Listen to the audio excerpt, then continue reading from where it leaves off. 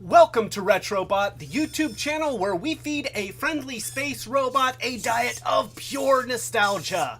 I'm Clay, and tonight we are talking about the one, the only, actually, there's not just one, nor is there only, but nonetheless, the great Soundwave. There he is. The guy that, if you had Soundwave, then you were the cool kid on the playground. There are really two Transformers that would give you instant cred. One was having the red truck guy, and the other was having the blue tape recorder guy.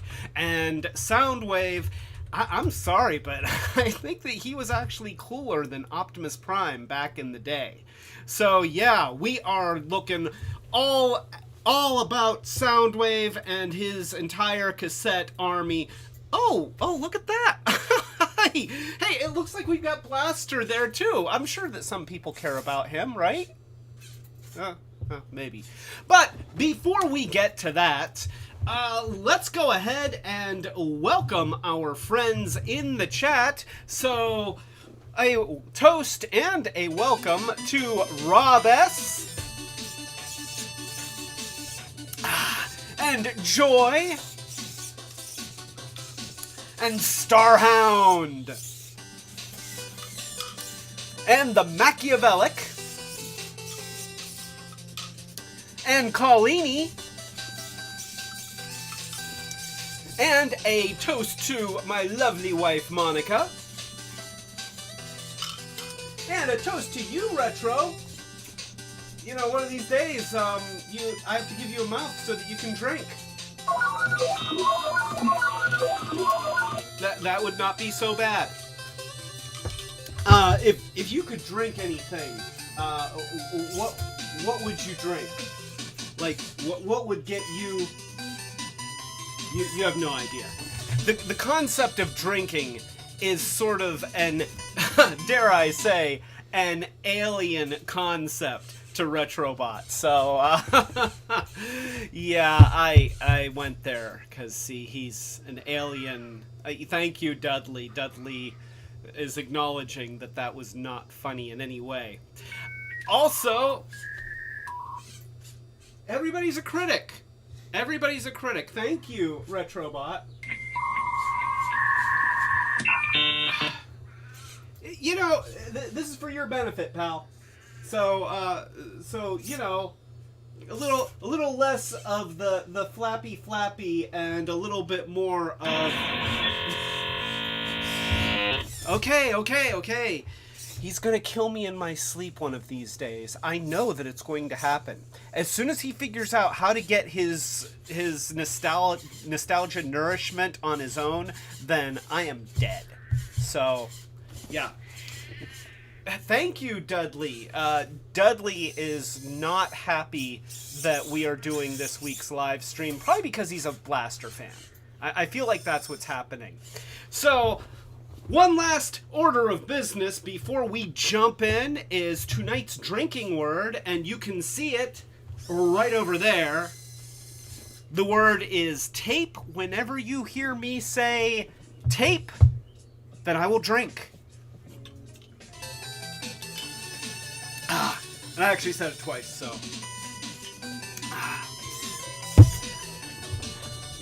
So, for those of you who are under the legal adult beverage drinking age, this is Coke. For those of you who are over the legal adult drinking age, this is Coke. So, all right, I'd just like to thank Machiavellic and Joy for showing up during my little impromptu live stream earlier today when we finally fixed Blaster's eject button, because it wouldn't eject. And it wasn't broken, it just, the mechanism just doesn't work very well. So, and I remember that from back when I was a kid. We did manage to get it to work somewhat. So we'll be showing that in just a bit. But of course, we have to start showing off all of these magnificent toys from the 80s. And that is how we are spending our evening. So thank you to everyone who wants to share in our collection of toys for the evening. Thank you.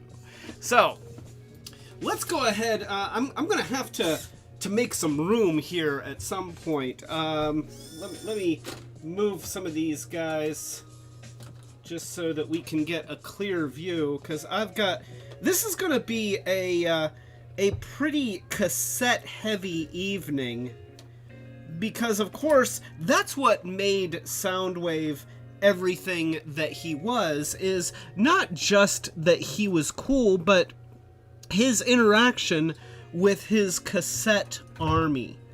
And notice that I'm getting away with saying cassette army because I'm not allowed to say, the other thing.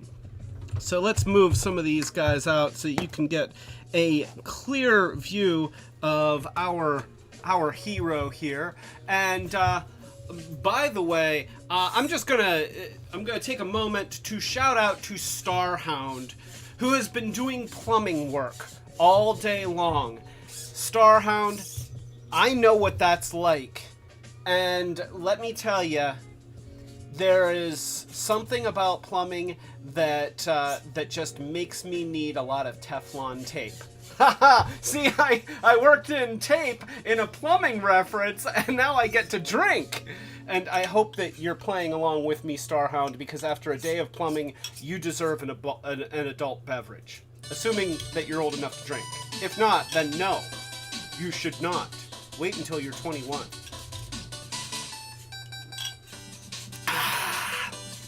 Oh, and I see Michael Spicer, and so a shout out to Mike Spicer and his son Asher, who are big Transformers fans. Mike is raising his son right and getting him all sorts of Transformers toys, and every now and then I get pictures of their latest adventures. Asher, you are awesome. So let it be known. Everybody say hi to Asher in the chat. So. Oh, and Starhound thinks that he's old enough. So, Starhound, here, wait. Go ahead and just take I don't worry. I don't have the internet will clean off the end of the straw. So there you go. Okay. Yeah. Good. Yeah. Okay. Starhound got his. That's good. That's good. All right, so jumping back over to Soundwave, the bot of the hour, the cassette man with a plan. This is Transformers Generation 1 Soundwave. This is the one that everybody wanted. I mean that's it, when Transformers first came out, this is what you wanted.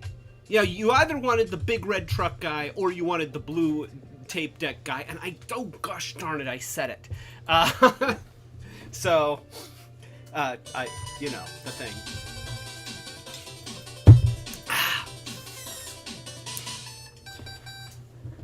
Good timing on that. So, let's go ahead and let's take a look at Soundwave in his cassette deck mode.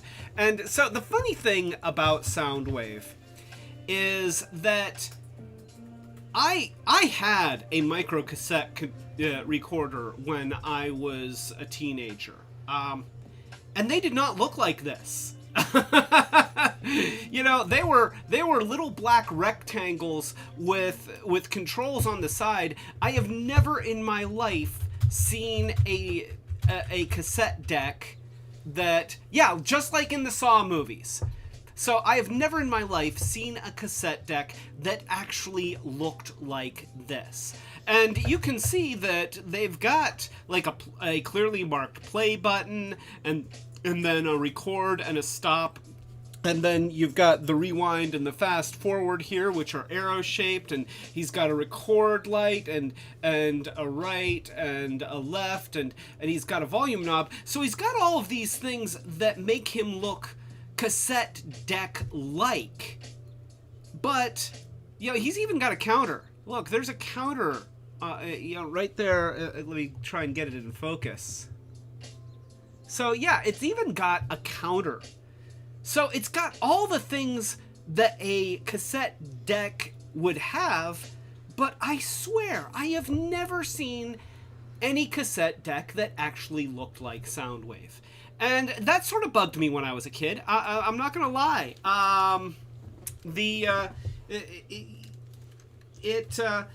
It was like, okay, you know, it's a rectangle. It's got a switch on the side. It's got the knobby thing, but it doesn't actually look like a real cassette deck.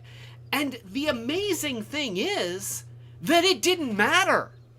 It turned into a rectangle with a door that pops out the cassette. You know, that's really all you needed.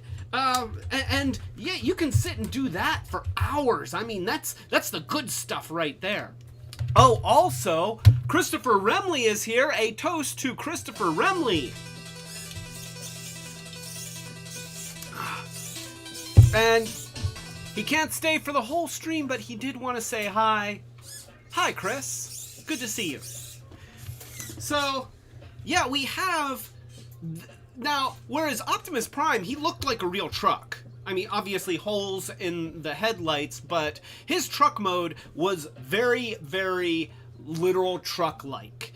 But Soundwave, he didn't really look like a cassette deck, but there was no question what he was supposed to be. And I think that in the minds of kids in the 80s, that was enough. And oh, by the way, you press the little cassette door, the little button on the top, and the cassette deck pops open. I mean, that's just good every time you do it. This one, you know, he's showing his age a little bit. The cassette door is a little bit. You hear that? Yeah, his joints sound like yours. So I guess this is a robot thing. So, you know. Yeah. So yeah, I guess if you are a real alien robot, you've got some squeaky joints. So oh yes, you do too. I'm sorry. Yeah, of course. Retrobot has a cassette door. I'm sorry, I wasn't getting your motions. So that's important, and here's another thing that we can do. We can take Soundwave in his robot mode, and we can. Here, you're gonna love this. We can just fit him right. He almost fits. He almost fits. So I know I want him to go in there, but you know what? The back is a little bit too wide. So next time. I mean that would be great. Having Soundwave in Retrobot's cassette deck door. But by the way, it is not an accident that Retrobot has a cassette deck door in his chest. That's completely on purpose, and it absolutely is in homage to the great Soundwave. So yeah, I figured you'd like that. Yeah, he likes that. Of course he likes that. I mean, if I ever get a tattoo, it will be a Soundwave cassette door on my chest. In fact, you don't know that I don't have a tattoo like that. Yeah, think about that. He doesn't want to think about that. Nobody wants to think about that. So yes, Joy, we will be kind and rewind. So let's go ahead and show Soundwave in his conversion, because I think that one of the things that always made Soundwave so satisfying as a toy was that for one thing, he turns into a very nice rectangle. it's a nice size, it's a nice shape, and all of his bits just fit together really, really well. His legs fit into his body beautifully, and he doesn't really look like he should come into pieces. He looks like he's just whatever he is, and I think that's an important thing. So, turning him into a robot, he is one of the great Transformers. You pull the legs out from the sides. You pull them down. There's a spring-loaded joint here, and another one over here, and then you twist them forward, and then you flip the feet out, and those feet are die-cast metal. That's right. There's metal in this guy. You fold the shoulders out from the back. You slide down the fists. A lot of Transformers had slide-out fists, which I was always in favor of. And then you flip up the head, and you swivel it around, and boom. In his robot mode, he looks great. That's the thing about Soundwave. His robot mode is really a good robot mode. He's got elbows, he's got shoulder joints, he's got leg joints, even though they're a little bit awkward, and his knees bend backwards. I always wished that he could bend at the knees. He can swivel his legs out a little bit, which does help him to stand up straight, because since all of his leg joints kind of bend this way, he has a tendency to slump forward a little bit. And of course, he's got the cassette door, and then the cassette comes out, and he releases Buzzsaw, which is the cassette that he was packaged with.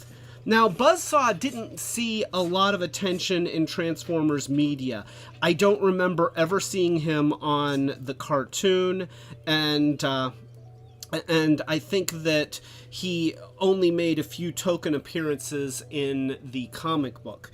But nonetheless, everybody who had Soundwave ideally had Buzzsaw. So let's go ahead and put on his extra weapons here, because the weapons add some bulk to him. And there we go. So that is Buzzsaw, and he looks great. I mean, this is such a great transform. It is iconic. It is effective. It is everything that you want in a cassette that literally transforms into a bird form. And this is what really captured my imagination when I was a kid. The idea that you could start with something that's just a little rectangle like this, and then it turns into that. That's awesome. It's dynamic, and it's cool. And let me show you a couple other cool things about Soundwave. So, he's got a battery door in the back, and he's got these batteries. So, he's got his fake batteries, but they aren't batteries, because that's where the weapons are stored. So, this is his shoulder cannon, and then this one expands and becomes his gun. Now that's cool. That is cool. There's so much brilliant planning that went into Soundwave. Of course, he started life as, was it Cassette Robo or something like that?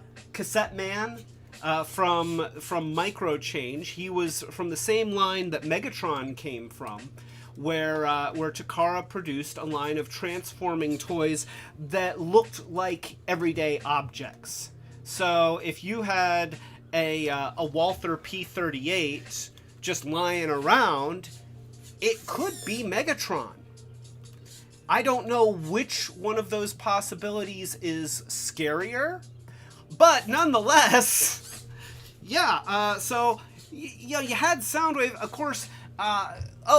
We've got more people. A toast to Connie Field. A toast to Lyric.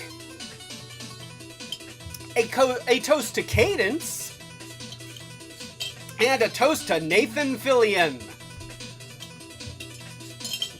Thank you guys for joining on Friday night and taking a look at one of the originals, one of the greats, Generation 1 Transformers Soundwave. So Connie says they are chilling out back by the fire and miss us. And, you know, we miss you guys. And, you know, I'm like one shot away from being relatively safe. Are you enjoying that payday? I didn't know that Retrobot liked payday, but apparently he does. And does it go in your cassette door? Because you don't have a mouth.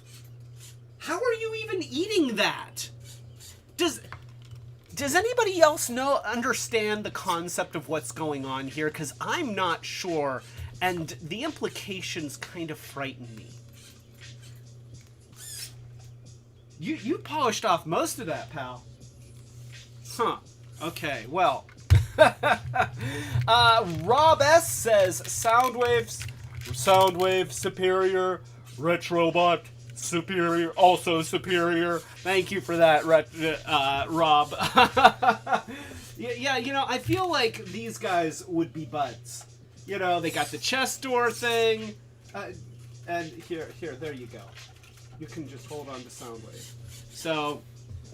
So yeah, they got the chest door thing going. They've got very interesting electronic speech patterns. So yeah, you know, I feel like you guys would be buds. Heck yeah. So that is Soundwave.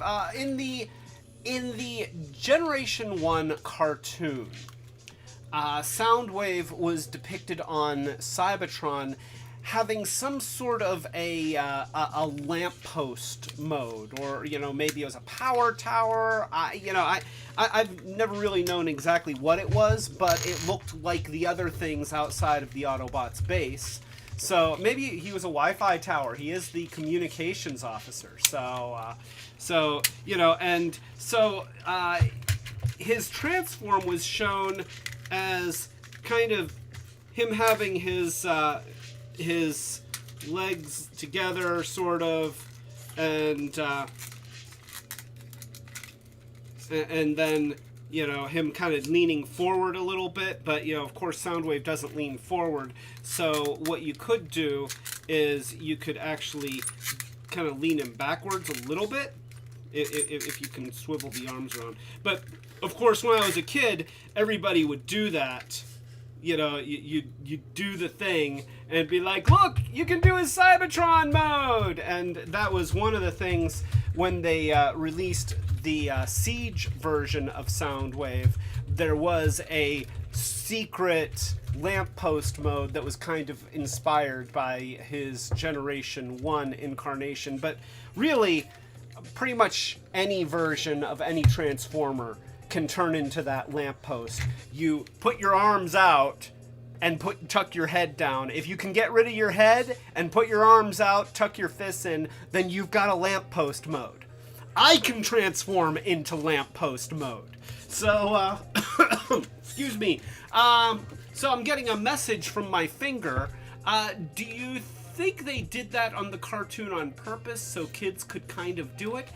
I don't think that they did. And it's just because I don't think that the animators of the cartoon were really all that familiar with the toys. It seemed like very oftentimes when you look at all the inconsistencies between the toys and the character models, they had pictures. Not even necessarily really good pictures. So yeah, you could make Soundwave do his Cybertron mode, sort of. But because Soundwave was just such an amazing success, then, of course, in the early 80s, everybody wanted to get into the transforming robot game. And so there were, of course, there were knockoff versions of Soundwave, probably unlicensed copies of the molds. My wife had Cassette Man that came with Buzzsaw, Laserbeak, and Ravage. Wasn't he in black? No? Oh, so it was just this. But was it maybe from Takara? I don't know. Because you said it wasn't actually a Transformer. So he was called Cassette Man. And I won him at the Big Butler Fair. That had to be the best night of your life. I was trying to get an Inhumanoid. I feel like you won. You got Cassette Man. I mean, Inhumanoids are awesome. Don't get me wrong. Okay, Inhumanoids are awesome, but you got Cassette Man with 3 cassettes. And the good ones. So, and Monica says that she did absolutely love him and was so happy. So, yeah, I suspect that that was probably the best night of her life, and that includes when we got married. So,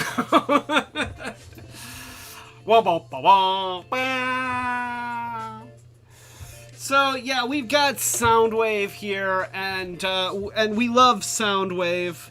And I've got a couple of them, and this one's a little bit better off, but once again, the cassette door doesn't pop open the way that it used to, which is sad. But like I said, everybody in the 80s wanted to get in on the transforming robot game, and so we did get other transforming cassette toys that were riding on the coattails of that success. And so this is Radio Man. Yeah, I know that the names are something special. Radio Man here is one that was kind of marketed all over the place. It was also called Robotic Radio or Robot Radio. It was made by a company called Tai Fong in 1984. And it was licensed to various toy companies and stores around the world. So you could be in a Kmart and find this. You could be at the Big Butler Fair. And if they were out of Cassette Man, maybe you would win Radio Man, and you'd be like, "Oh, it's the blue cassette guy." And then you show your friends, and they're like, "No, that's not the blue cassette guy." But this one is particularly cool because it actually does have a radio built into the back. And so it's got a tuning knob and a volume button. Now, what would be great is if those things were actually controlled from the front here, but still, they're in there. Unfortunately, I cannot get them to work. I have tried. Now, I haven't spent a lot of time with it. I'm not saying that I will never get it to work, but right now, his radio does not. I can get it to buzz slightly, but I can't get it to crackle or really make any discernible noises. So yeah, this is Radio Man, and I have to say that he looks great. I wish that it were more than just a sticker behind here that had a picture of a cassette. I wish that the cassette door opened. I wish that the radio dial here were more than just a sticker. Once again, it's like there's a lot of great details in here, but some of the things that were done to cut costs are noticeable. But his mold is excellent. I love the 4 speakers and the molded in buttons. I mean, this looks like a radio. Okay, let's just go back to Soundwave here. I mean, I don't want to pick on you because I love you, Soundwave, but we have to be honest. Just because we love you doesn't mean that we are blind. Did you eat that? How? I am getting more and more worried by the second. If I just end up, like, if I just stop live streaming, it'll be because I was killed in my sleep and something ate my body. So, I guess, just have to make sure that you're never able to feed yourself. I can't believe he agreed to that. So, Joy remembers robotic radio, and thought they looked so cheap. You know, it's funny because I look at this now, and let's compare him to Gen 1 Blaster. And if this opened up and there were a cassette in here rather than a picture of a cassette, then I would give the nod to Robot Radio here. Now, interestingly enough, the mold that was turned into Blaster originally was Radio Man or something like that. They all had various names that used cassette or radio and then the word man. I get it confused, but he was also Cat Ray Man. Oh, Cat Ray Man? Huh. But he was also a Takara. I think he was also from the Micro Change line, but later on. And he had a working radio inside. Now, apparently what they did was they had speakers in the legs, and they had wires going through him, and then the radio was actually sort of a cassette device that fit into the chest. So it wasn't really Blaster that was the radio, it was the thing in his chest, and then there was this door in the back that could actually hold one of the Micro Change cassettes, because since the radio was in the front, then you if you wanted to store a cassette, you would put it back here. And so now this is a Gen 1 Blaster, and you can see that there's still a panel here. It seems to be glued in, or maybe just really tightly friction fit. I could probably get it open, but it would probably cause some cosmetic damage, and so I haven't been eager to do that. But you can see that it is the right size to hold one of these cassettes. So, original Blaster, when he was a Takara product, had a radio built in, and it worked. Pretty cool. Really cool. But you compare what Blaster looks like in boombox mode and what Robot Radio looks like, and Robot Radio looks cooler. I'm just gonna say it. He looks cooler. There's stuff going on here. There's shapes. There's different things design-wise happening, and that's not a slight against Blaster, but Blaster is just very boxy. He looks like a 1981 boombox versus a 1984 or 86 boombox. Because, by like 1984, boomboxes were looking cool. Like, you had the early ones that were just silver boxes and rectangles with two speakers, and then they started getting fancy. So, Rob2 says, MC21 Ratty Cassette Robo was Blaster. Okay, so, a toast to Rob S. As usual, you are... I am so glad that you're on these live streams, because you can tell people stuff that I miss out. MC21 Ratty Cassette Robo was Blaster's Micro Change name. I'm glad they changed it to Blaster. So, a toast to Rob S. Thank you.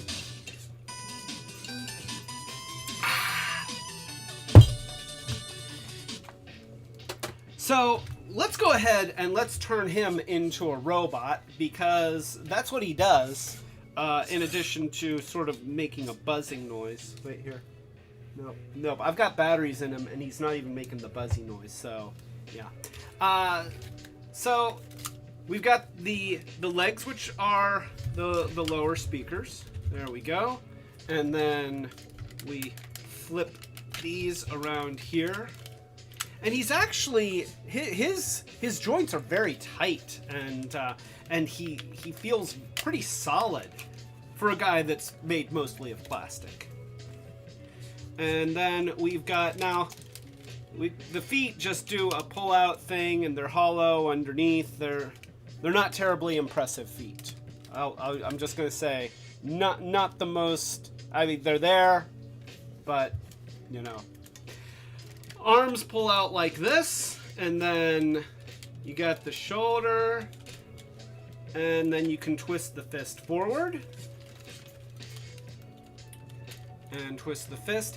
And I feel like if there was just a swivel joint right here, because he's got shoulder joints, if he had a swivel joint, then he'd have elbows that face the right direction rather than sort of, you know, brawler gorilla guy. But he does have elbows, and that's pretty cool. So here's where they got clever. And it's not what I think is a great solution, but it is tremendously creative. So you see he's got his handle here, right?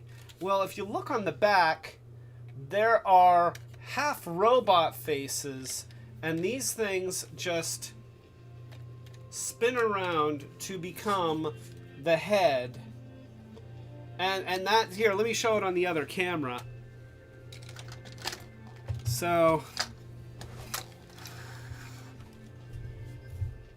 there he is. His, you know, it's not bad, but it's a little lacking.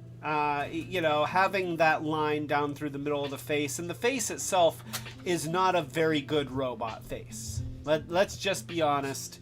It is not a very good robot face. Now, other than that, his robot mode is quite nice. He's got nicely molded fists. Yeah, take a look at those fists.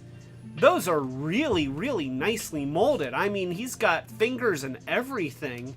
And the fact that he has elbow joints, even if they are facing the wrong way, is actually really, really cool. Now, you compare that with poor Soundwave, who barely has hands. His hands are a suggestion of hands, but they're not tremendously well defined. And actually, if you look at the top here, you can see where it's hollow underneath there. So, you know, there are areas in which MC21 robotic radio. His name is on his crotch. Well, that's important. You know, I used to do the same thing with my underwear in camp. So, yeah, robotic radio, he loses on the face department, but he definitely wins in the fist department. And his legs are decent. He's got, you know, nice dynamic looking legs. It would be nice if he had knees, but you know, none of these 80s robots had knees, unless they're facing the wrong way or they had them for the transform. So it looks like Tie Guy is here. So a toast to Tie Guy.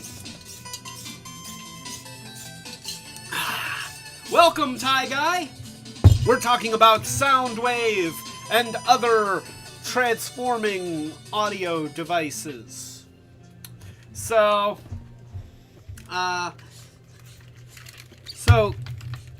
looking back at robotic radio, yeah, I think that while, let's face it, every kid wanted Soundwave. That's the truth. robotic radio in another universe, had he gotten licensed to Hasbro, who knows? He could have ended up being Blaster. You know? It could have happened. Or, you know, someone. Or maybe he would have gotten licensed to GoBots and ended up exactly where he landed. Oh, so we do have... Let's set aside robotic radio. And we'll set aside one of our... Boy, I got a lot of sound waves here. Because, of course, in 1986... Well, 1985, we got Blaster. And Blaster, of course, was the Autobots' answer to Soundwave. And Dudley is now trying to get into the Easter basket on the floor. So that's great. There's distractions. I don't think that I can... Wait, I'm going to try and move the camera in such a way that you can see what's going on. So, there he is. Dudley. There he is. You going to get up here? Hey. You want up here? Yeah? Come on. Come on. He's not interested. Okay. No Dudley tonight because he's more interested in the Easter basket. Can we really blame him? So, 1985, we have Blaster. In some ways, I kind of feel like Blaster was introduced because of Soundwave's massive success. And Blaster is overtly cool. You look at him and he looks like a boombox. Except for the red color, because when I was a kid, I never saw a boombox that wasn't some shade of silver, black, and gray. But other than being bright red, he does look like a boombox. And he's got buttons that look like boombox buttons, and he's got speakers, and he's got like a little on-off switch, and he's got a tuning dial that's not terribly impressive, and then he's got stickers and details and stuff like that. Plus, he's got a handle. So, it's like if you're looking at Soundwave and you're saying, oh, this doesn't actually look much like a real cassette player. At least it doesn't look like a cassette player that I've ever seen before. Then Blaster is like, whoa, yeah, that actually looks like what it's supposed to be. That's awesome. And of course, it's red. I'm not sure that that's a selling point. Maybe it's a selling point, but yeah, he's cool. And then he's got these buttons here, and they actually do function to a degree. He's got a play button right here, and you can press it and click it. And then these two buttons are actually just one. They're just molded to look like two. And when you press that, it resets the play button. So, you press that, and then they go back. But then we've got the eject button. And let's talk about the eject button for just a minute. So, most of you didn't get to see this, but a few hours ago, I was getting ready for this live stream. And I was cleaning up Blaster. And I had Blaster when I was a kid. Now, this is not the one that I had. This is Dawn's Blaster. Dawn also had Blaster. And mine I got third hand, and it wasn't in great shape, and the eject button never worked. And I remember I operated on it back when I was a kid, and not very good at doing what I tried to do. But I did sort of make the eject button work. There was a lot of hackery. It was an ugly kit bash. Ugly. And then I got Don's blaster, and Don's blaster also, the eject button just never worked. You push it and you like, and you know, blood vessels are popping in your head, and the door doesn't open, and it's supposed to. Now, I don't know if any of you had blaster. If somebody had a blaster when you were a kid, or even has blaster now, is there anybody out there who's seen one where the eject mechanism works and works well? Because I don't think that it exists. Every blaster toy I have ever interacted with, the eject button sucked. And so that goes back to a few hours before the live stream. It's like, all right, I'm going to try and make the eject button work better. And so I opened them up, and I actually turned on the cameras and did an impromptu live stream so that people could watch me as I tried to make him go. And Starhound had blaster and Grand Slam and Rain Dance, but liked to use Overkill and Slugfest inside him. You know what? We've got all of those guys, and we are going to show them tonight. So yeah, I'm a big fan of all four of those characters, especially Overkill and Slugfest. I mean, dinosaurs? Heck yeah! We want cassettes that turn into dinosaurs. You want a cassette that turns into a dinosaur? Heck yeah! So do I. So yes, I wonder if blaster fits into your. Oh, you know, he looks about the size of a VHS cassette. I thought he might make it, but sadly no. Starhound says Overkill is best tape. And, of course, a toast to Starhound. I think I need a refill.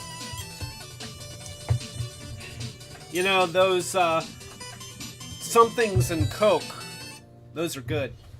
Those are really good. And I don't even really taste the something, which is dangerous. Because when I don't taste the something, that means that I can drink a lot more of it. So, we have Blaster. He looks like a cassette. Or he looks like a cassette deck boombox, and then you turn him into a robot, and his transform is cool. Oh wait, well yes, his transform is cool, and you know, you split the handle, which I always thought that was cool. You know, just the whole splitting the handle thing and putting it up against the leg thing, that's awesome. And then you bring the legs down here, not dissimilar from our friend Robotic Radio, by the way. And then, okay, I complained about Robotic Radio's feet, but look at these. Those are just little tabs. Those aren't even feet. Those are flippers. He wears flippers. And then you rotate the shoulders, and you can put them in, and you extend the arms. And then you've got the little handle thingies for the fists. And then you twist the fists, which is kind of nice because it keeps them from wanting to suck back up in. And there you go. And then you do the exact same thing with his head as you did on Soundwave. And so you have Blaster, and it's a good robot mode. It is definitely a good robot mode. It's got nice proportions. Of course, he's got no posability. He's got rotating shoulders, and you can twist the fists, and you can split the legs just because of the transform. But that's, I mean, he's a very, very boxy guy, and that's. In some ways, like Blaster had a cool voice, and he liked rock and roll on the show, and he was always jamming out to the patented Transformers rock music.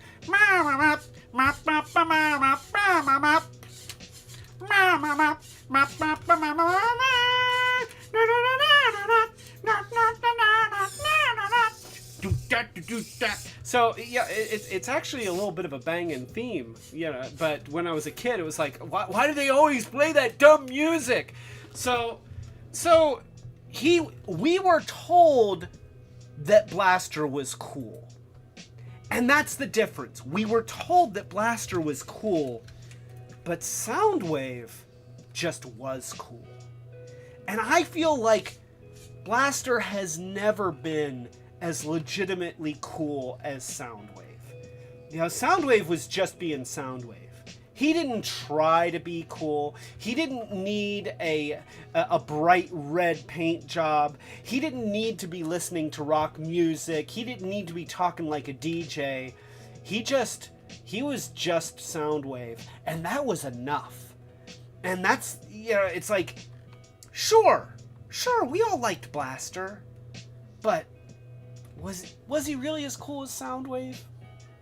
No. Sorry, Blaster. He's like, no, dude, he is way cooler than I am.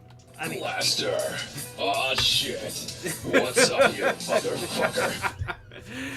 So, Ty Guy asks, does Retrobot have a videotape rewinder in his chest? Yes, he does. And that has the word tape in it. But I haven't gotten a refill. Ah, here we go. I said it twice. Ooh, I can taste the stuff that time. Colleen asks, why does Blaster have flippers? And it's because they were out of sneakers at the store. So, and so also, Blaster's gun, so it's got this hole here. And that was all, you know, that always struck me as odd. Well, it turns out that when Blaster was an AM radio, he came with an earbud, just one, and it would fit right into that little hole. So his gun was actually a storage device for the earbud that came with the radio. So, oh, and you could wind it up around there. I mean, I'm not sure exactly how you were intended to, but there's plenty of opportunities. So, nonetheless, I was working on Blaster in anticipation of this live stream, and I wanted to try and get the button working. And so I did. It doesn't work great, but it works. We have the eject button here. We're going to press it. All right, are you ready? Because I feel like at any one of these times, the mechanism's going to break on me, and then it's never going to open again. Which is not entirely true. I can always open it up and do stuff. But so here we go. I found that you still have to fight with it. You push down and kind of in.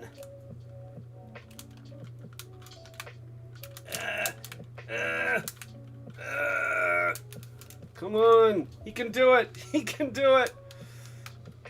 I'm trying to be gentle but firm. Firm but gentle, like a loving parent. You can do it. Almost. Almost. Come on, do it, Blaster.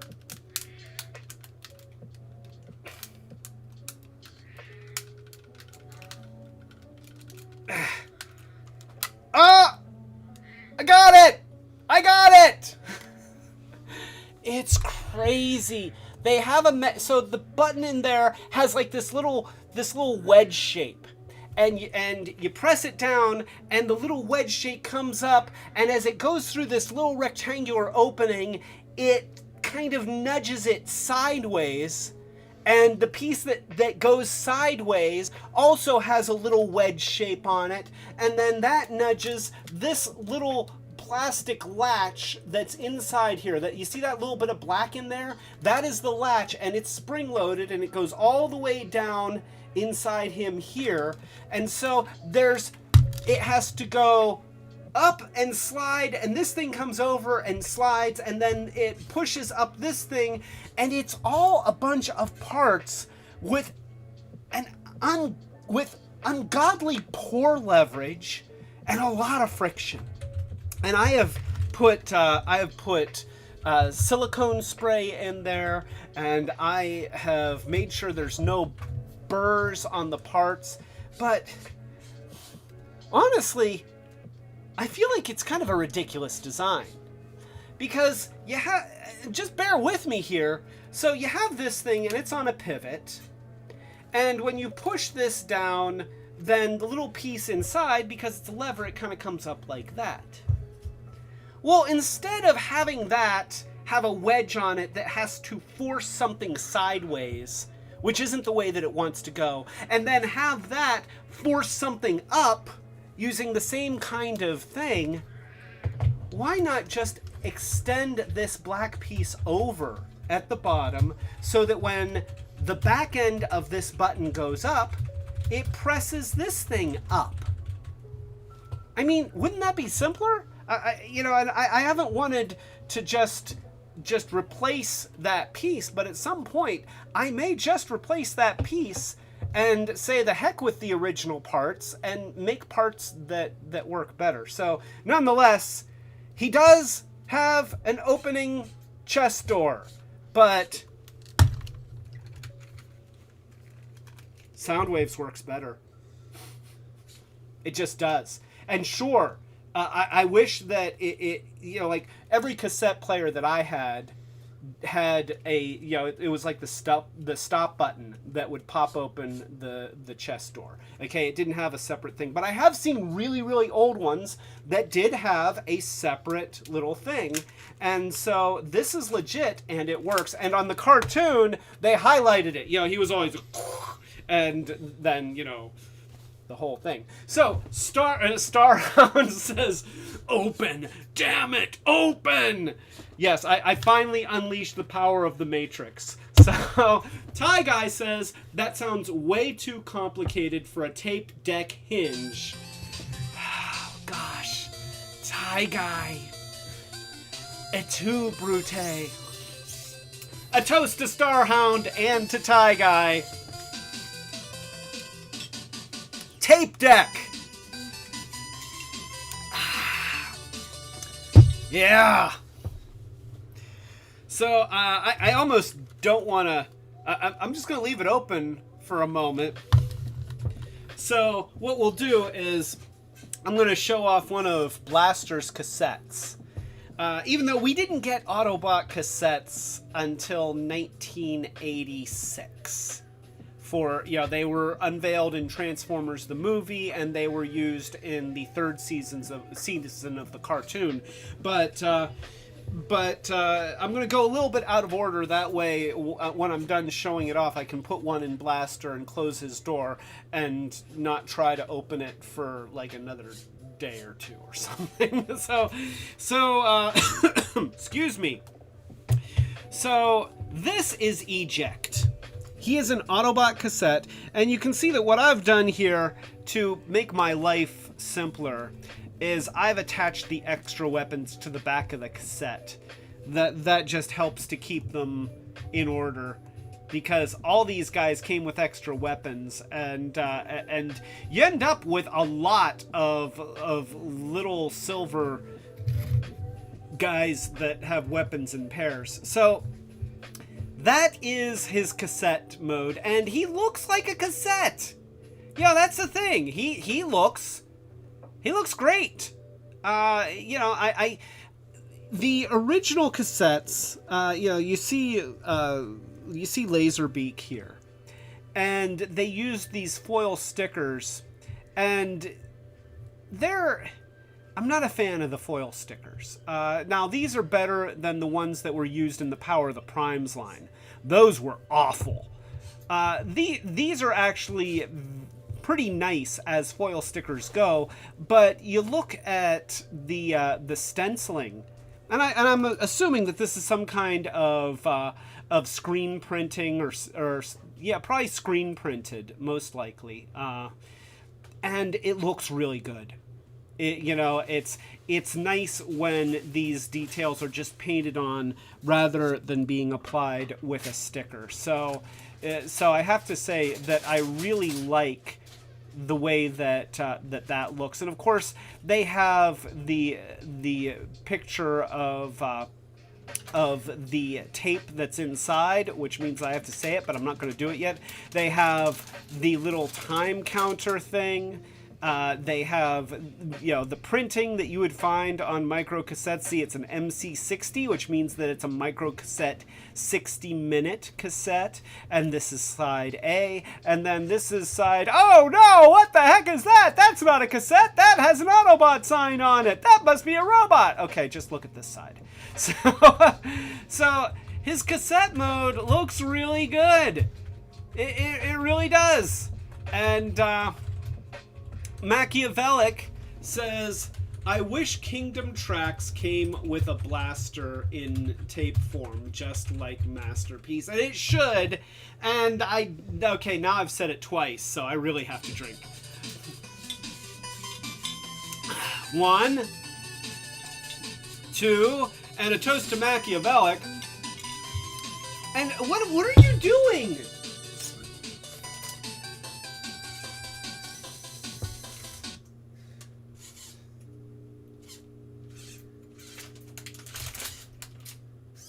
How do you eat?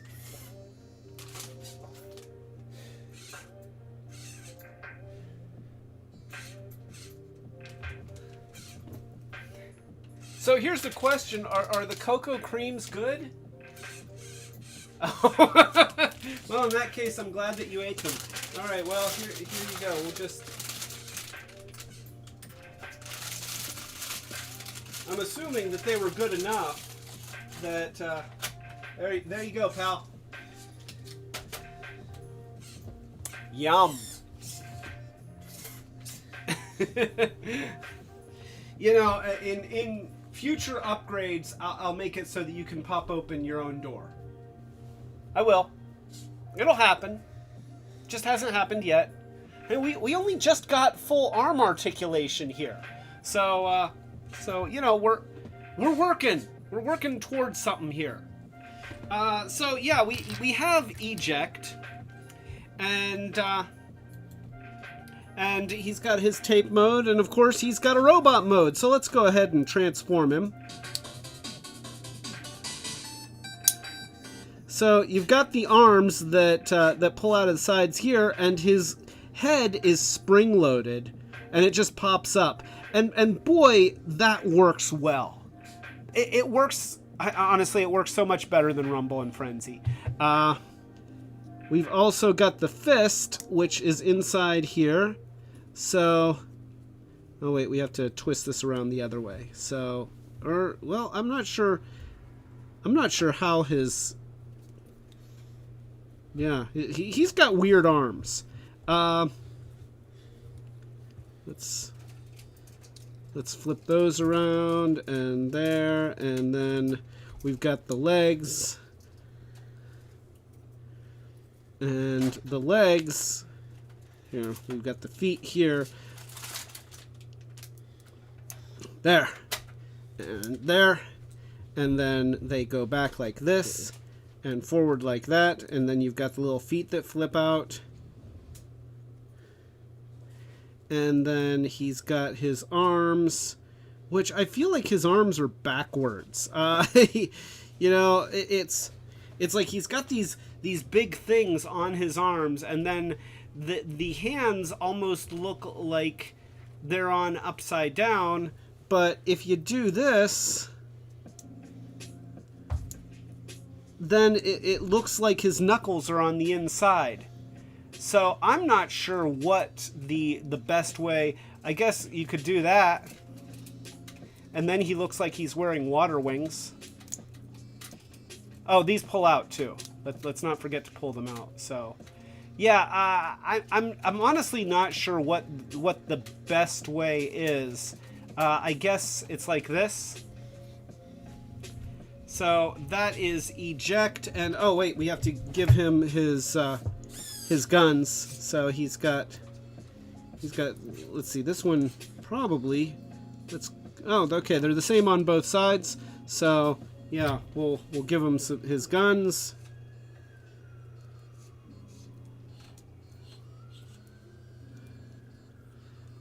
So there we go. There is eject, and it's not a bad little robot mode. I'm not sure if it, it seems a little bit more, I almost hate to say this, but he almost looks a little bit more generic than Rumble and Frenzy. It's not as interesting looking, which is a shame because he's got a great cassette mode, but the robot mode is kind of bland. Colleen says he's wearing floaties. Yeah, he's absolutely water wings. It's like, here, let's just do this. And it's like, all right, you can jump in the pool. Make sure it's the shallow section. Make sure an adult's, make sure Blaster's watching you, okay? But that is Eject, and Eject is actually a pretty cool guy. He's gotten a lot more attention in the Dreamwave comic, or not the Dreamwave comic, the IDW comic book series, or at least he did in before they rebooted. I don't think he's done anything significant in since they've rebooted, but he was part of the Lost Light crew. And he was Conjux Endura with Chrome Dome, if I remember correctly. And then he died, and they found a version of him from another timeline, or there were two of him, or something. And then the timelines collapsed into one guy, and he downloaded the memories of the first one. I don't know. That comic book series was great, but it made no sense. Like, it's just squint test. What are you holding down? Seriously? This... Give me that. What do you got here? No, I want it.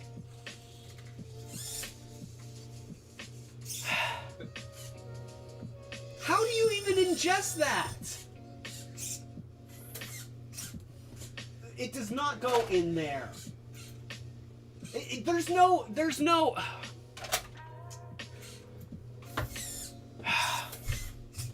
Crazy robot. So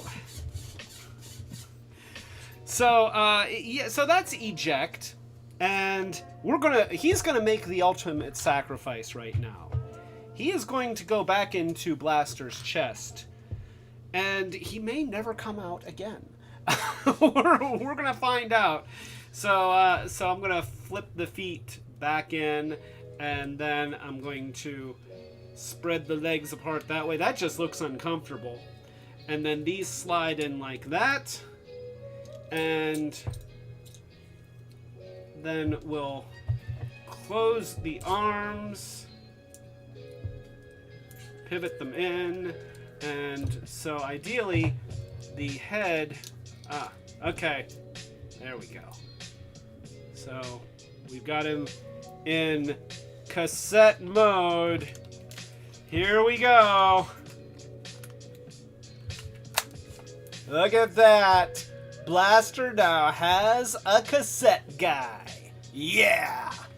So he now has somebody to boss around.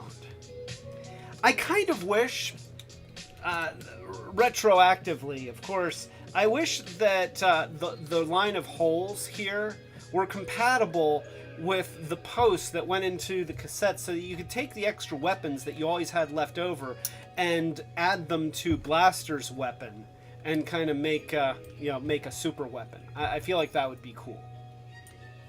It's a little bit late. We don't have to call Hasbro or anything. It's a little bit late for that idea, but nonetheless, that would be cool. And here's the question: Can I do it? Oh! Look at that! It just worked. It just worked. Oh yeah. Oh yeah. High five. Thank you. So, All right, so yeah, we got Blaster here. He's got eject in him. I'm gonna turn him back into a cassette player, a boom box, because honestly, when you got Blaster, you want to turn him back and forth from boombox into robot and robot to boombox.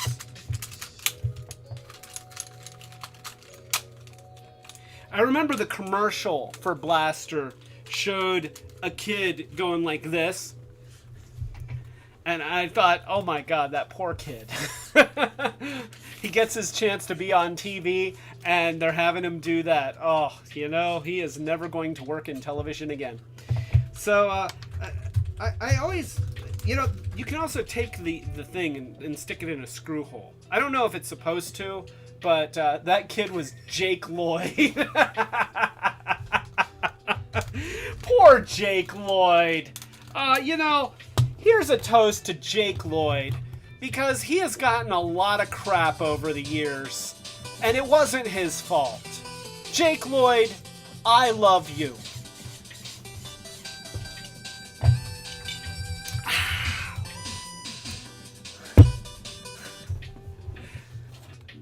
Were you about to type, "This is pod racing"? Oh, gosh. You know, here's the thing. If I was like... Now, this is live streaming. Here's the thing. If I was 10 years old and George Lucas said, "Hey, do you want to play the childhood version of Darth Vader?" I'm in. Okay? It's like, I'm not second guessing that for a moment. And then I get involved and I do the best job that I can. But George Lucas has a fantastic imagination, and he comes up with amazing stuff, particularly when he's working with other talented people that he can collaborate with. But when he is operating in a bubble, like most of us, when he operates in a bubble, and it's just one person with one vision, and there's nobody around who can say, you know what, George, this kind of sucks, then stuff kind of sucks. And that's what happens.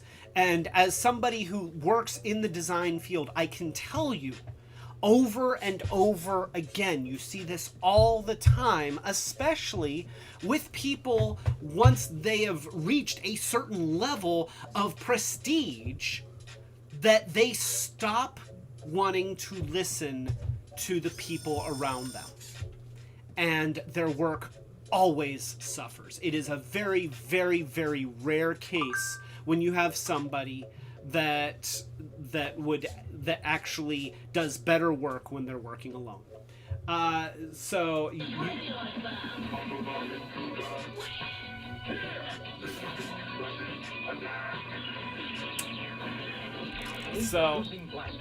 looks like an innocent radio transformed into a powerful Autobot communicator.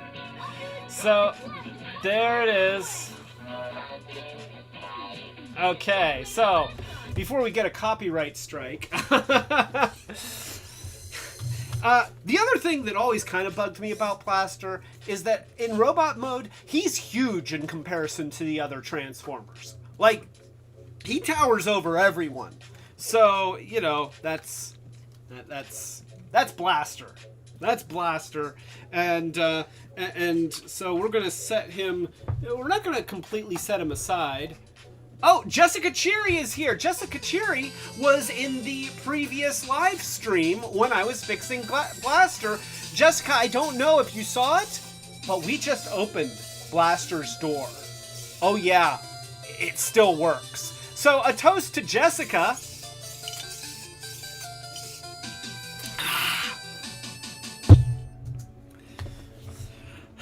So, backing up a little bit, of course, Soundwave came with his army of cassettes.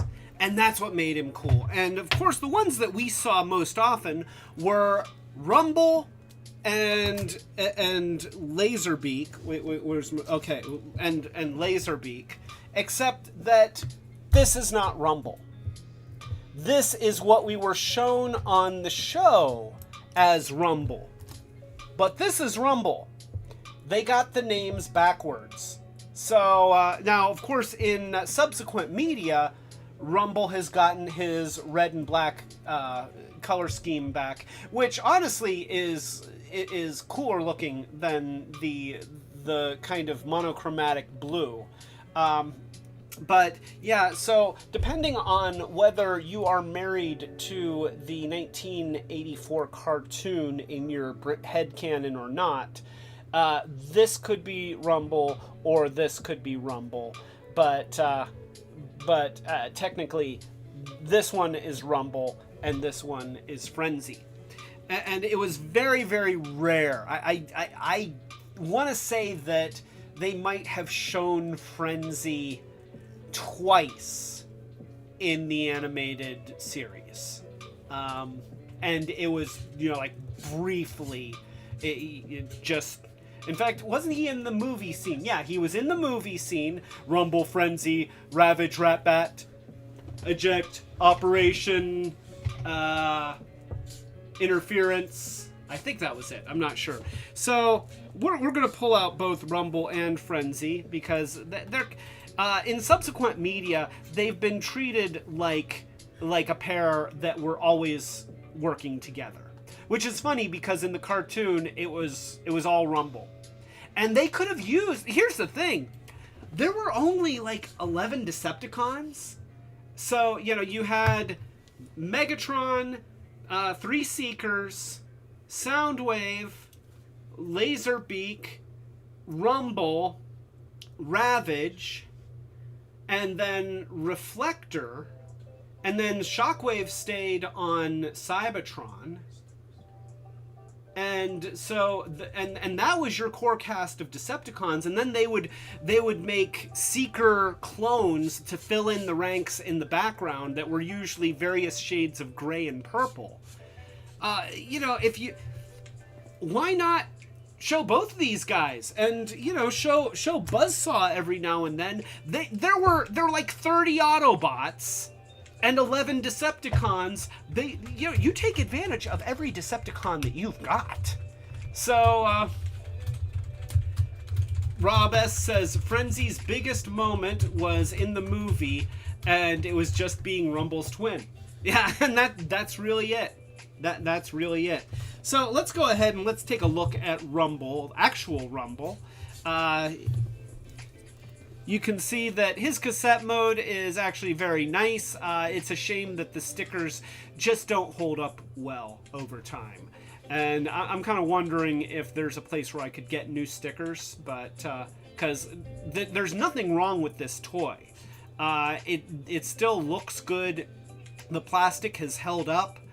His joints are kind of floppy, but if it had new stickers, then it would look great. So... Of course, these things transform kind of similarly to Soundwave in a lot of ways. You pull the legs down from the sides. You slide the feet out, assuming that they want to be slid out. And if they don't, we've got a screwdriver. And boy, that really... There we go. So, it's a little sticky there. And is this one going to fight me? Maybe a little. So, there we go.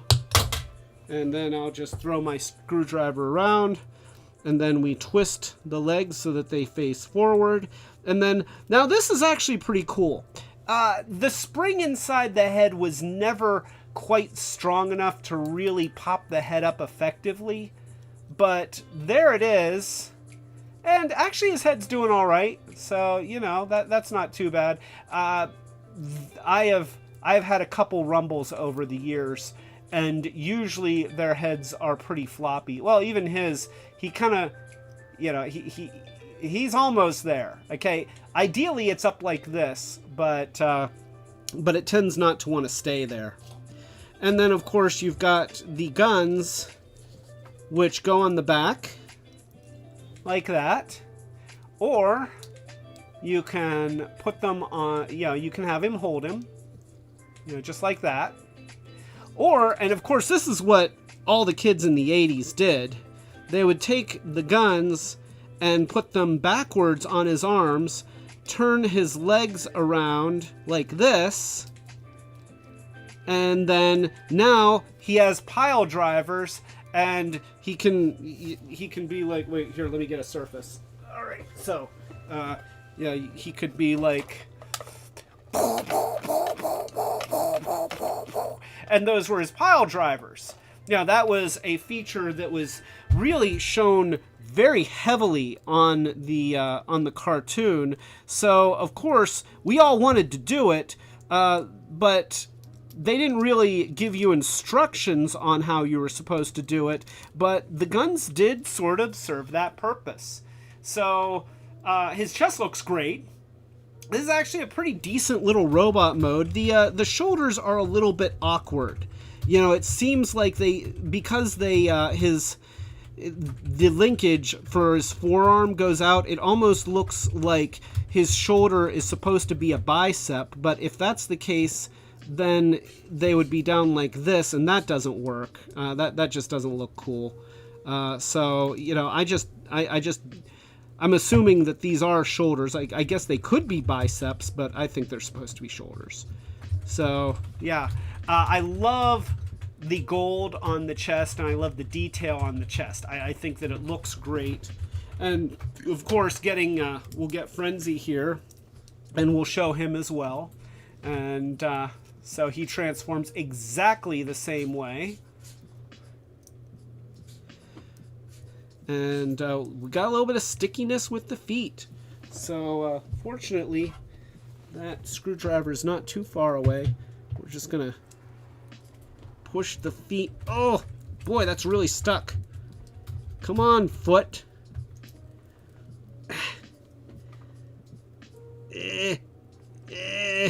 You know what? I'm not sure if it's worth it. You've already seen what their feet look like when they're out. Okay, that one went out.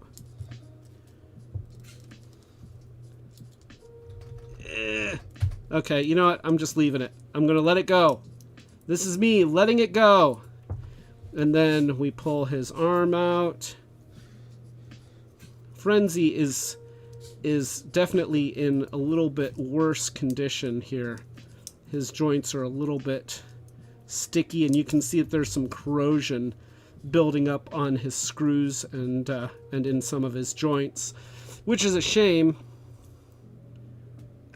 Yeah, his arm is kind of stuck. Look at that. It's like, hey, don't leave me like this. You know what? I'm going to leave you like this because I would rather... Oh, whoops. I've got two of these. Huh, that's weird. I've got the right one around here somewhere. But got a whole bag of these parts. Wait a minute. Let's see. There's another one.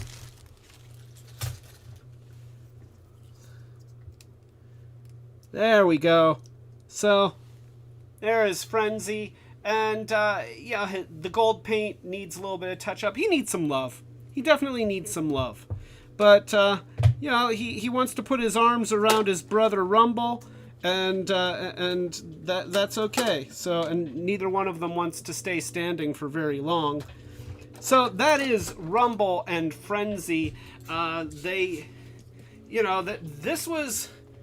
These were both army fillers and troublemakers. So Rob says Toy Hacks has repro labels for the red one, aka Frenzy. Oh, okay. So $5. Wow, let's just order those. Yeah. And Joy says, why didn't they make a VCR transformer with VHS tapes? It's a good question. I think because essentially they treated, at least Soundwave was treated like a media center. In Transformers the movie, it starts out with Laserbeak, which we've got right here. Did I say? Oh, I did. Was that Colleen? No, that was Joy. Joy. Oh, Joy. I thought we were friends. Oh wait, you're helping me drink. Okay, so you are my friend.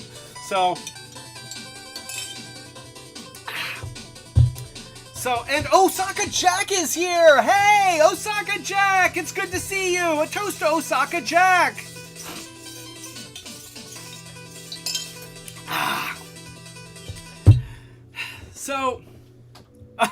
And Osaka Jack says, oh no, even better, update them to be flash drive sticks.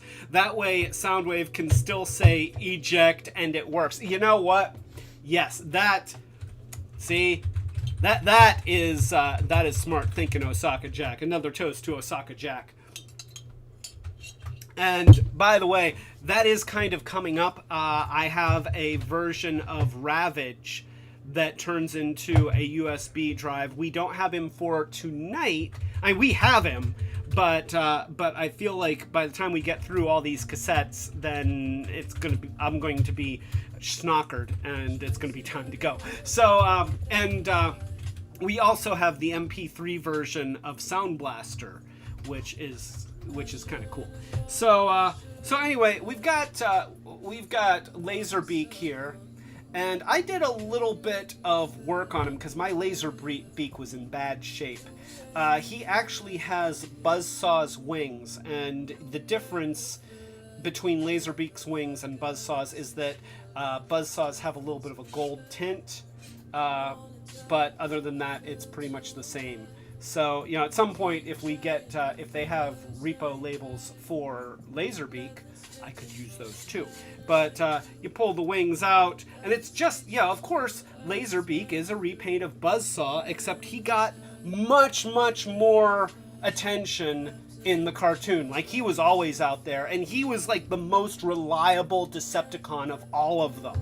You know, even to the point of, in the beginning of Transformers the movie, once again, Laserbeak is spying on the Autobots. He comes back, and this gets back to what I was about to talk about before. He spies on the Autobots. He comes back. Megatron says, Laserbeak, unlike some of my other warriors, you never fail me. And Starscream glares at him because he knows he's just been burned.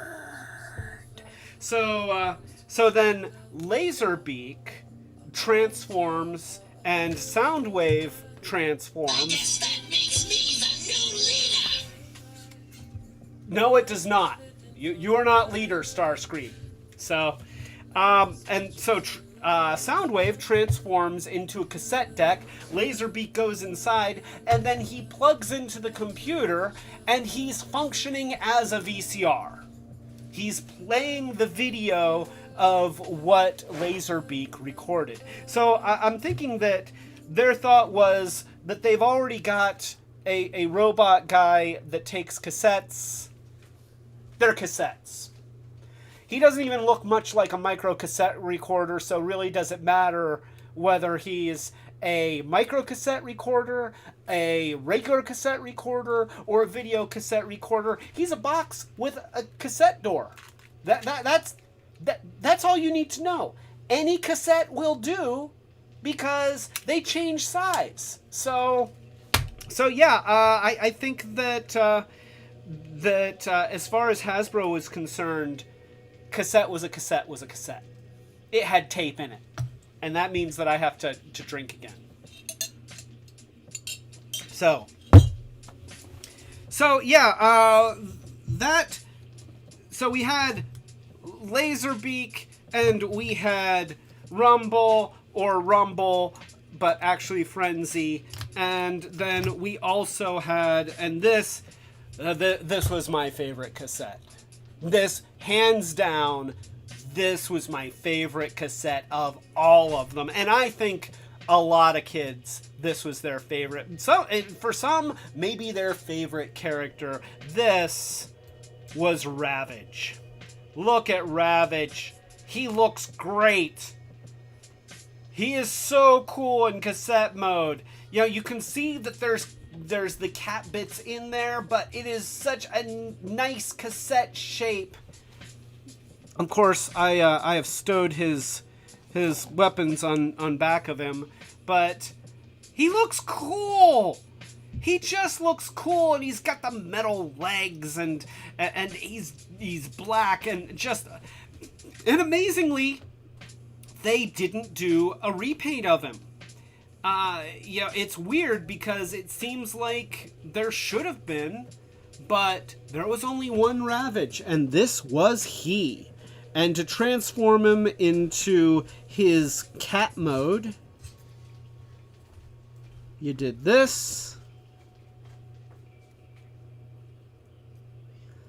And look at that. I mean, that is cool. And then you take the weapons and you add them to the hips. And that is Ravage. And, they've done a lot of variations of Ravage over the years. For Masterpiece, and there's one that came with Classics Hound, and then they recently did one for the Earthrise series, they did both Siege and Earthrise, and I'm not sure that they have ever managed to really recapture the coolness of this figure. Because, he's skinny. I mean, he is wafer thin. He is not dimensional, but you have these cool legs that are very well articulated. And he is in this prowling position, and his head goes low, and he's cool. And from any angle, not from this angle. From this angle, he doesn't look so cool. But how often do you look at him in that angle? From, you look at him like this, and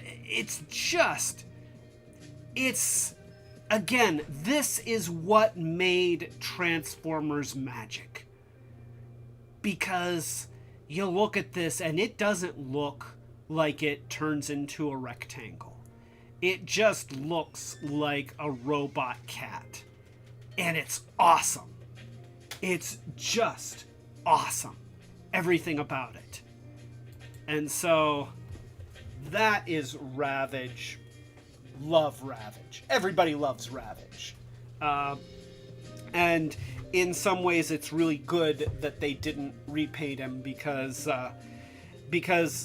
no repaint was going to be as cool. It just wasn't. So yeah.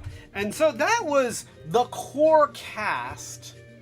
And, it looks like we've got a Perry Viking here.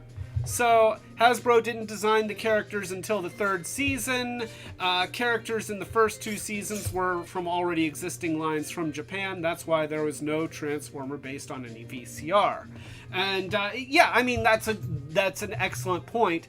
Obviously, all of these things came from the Microchange line produced by Takara. But nonetheless, as Hasbro did start making their own stuff, they never did make a VCR guy or a computer for that matter. I always wondered why they didn't make a computer with tape drives and stuff like that. So yeah, there's all sorts of stuff like that. But anyway, a toast to Perry Viking. Welcome to the show.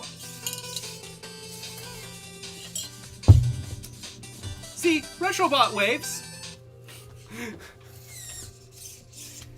It's a little bit harder. Here. Do you need a hand? I can give you a little twist here, or a little twist that way, and now you can. Yeah, is that better? Is that better? Okay.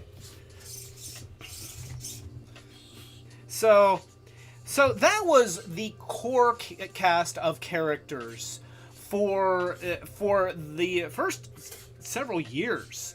You had 1984, 1985, and then it wasn't until the third season, post 1986, I guess it would have been circa 1986, but post movie, that you started seeing the only other Decepticon cassette that was put into the cartoon, and that was, and this was a guy that I could never find when I was a kid. It was Rat-Bat. And Rat-Bat was the only new Decepticon cassette that was added to the show. His cassette mode looks great. I mean, you know, here it's like, okay, they have really nailed it at this point. Yet he still feels like one of the originals. He seems to share a lot of the styling cues, where when you get to the Autobot cassettes, now obviously Steeljaw here looks like looks a lot like Ravage, especially in the legs, but like Eject very clearly looks like a Hasbro design. I don't know if he was a Hasbro design, but I suspect that he was a Hasbro design. Whereas Rat-Bat here still feels like Takara. And let's take a look. There is, let's see, Takara. Yeah, you can see the copyright. So, yeah, he was definitely still Takara. And let's go ahead and transform him. So we fold the wings down, and then we fold them out. And now I have seen pictures that show that Rat-Bat is supposed to have ears. I got this one secondhand, and he doesn't seem to have bad ears. So no bad ears for my Rat-Bat. But he does have his little feet, little tiny feet. And then we have the weapons.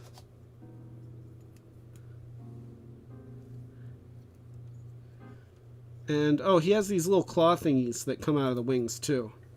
Which is kind of a nice, but kind of an unnecessary detail.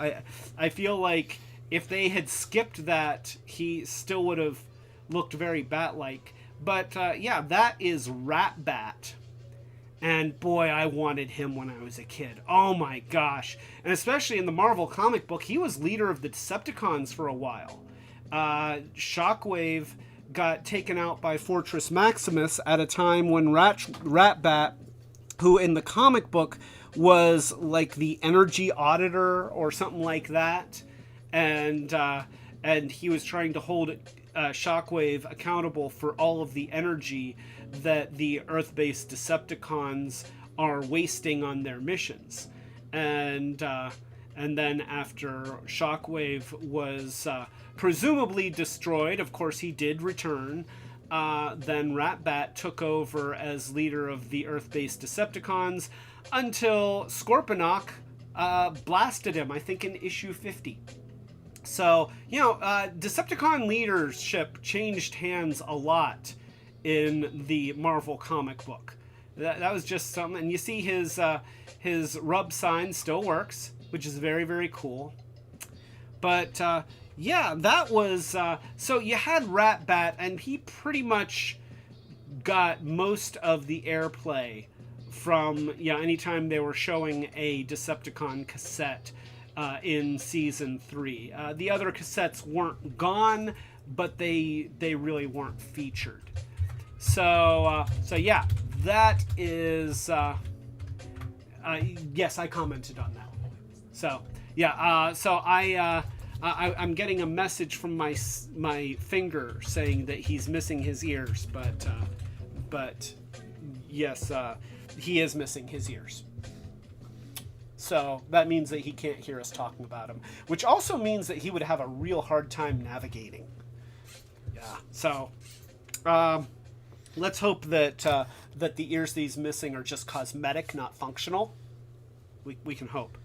So you had 5 Decepticon cassettes, and then you had the Autobot cassettes. Now, the Autobots had Eject and Rewind. Rewind was a repaint of Eject. Or, yeah, they were both repaints of each other. I do not have Rewind, so I can't show them to you. There was also, there was Steeljaw, which we have right here. And Steeljaw turns into a lion. And a lion is just as cool as Ravage, right? No, nothing's as cool as Ravage. This is a cool cassette. You know, let's not take anything away from Steeljaw. He is a cool cassette. His stickers are in some rough shape, but nonetheless, he is a cool looking cassette. He's got a bit of Ravage-ness. Yeah, he isn't exactly the same as Ravage, but there's a lot of design similarities. And you pull the legs out like that, and then you have the head, which is tucked in here, kind of hard to get to. So, yeah, it helps if you have like a little tool. And it's funny because you see how it has all of this deco here. I think that these stickers are supposed to be on this side. And I don't know how that happened. I got this Steeljaw secondhand, but I suspect that is a manufacturing flaw, because obviously this is supposed to be the main, but the main is over here. So, although they're cut, that's weird. That is really weird. Look at that. Because they are obviously cut to fit the side that they're on, but this is very clearly intended to be this main part here that is part of the lion. So that's just weird. Okay, I'm confused by that. Oh, this also extends. So we have that, and I don't know that I actually have weapons for him, because I have a whole bunch of weapons, but here we'll use Eject's weapons. Eject's weapons don't fit. So oh wait, no, I have them right here. I took them off. Duh. So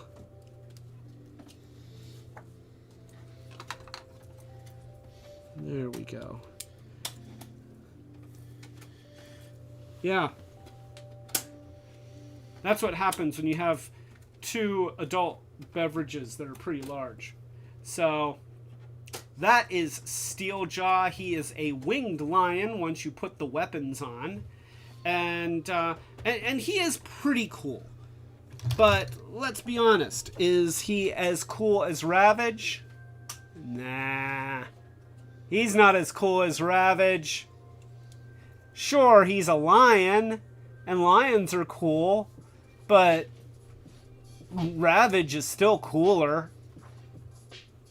So, yeah, Steeljaw, an awesome cassette, and don't get me wrong, but you know, Ravage has got it all.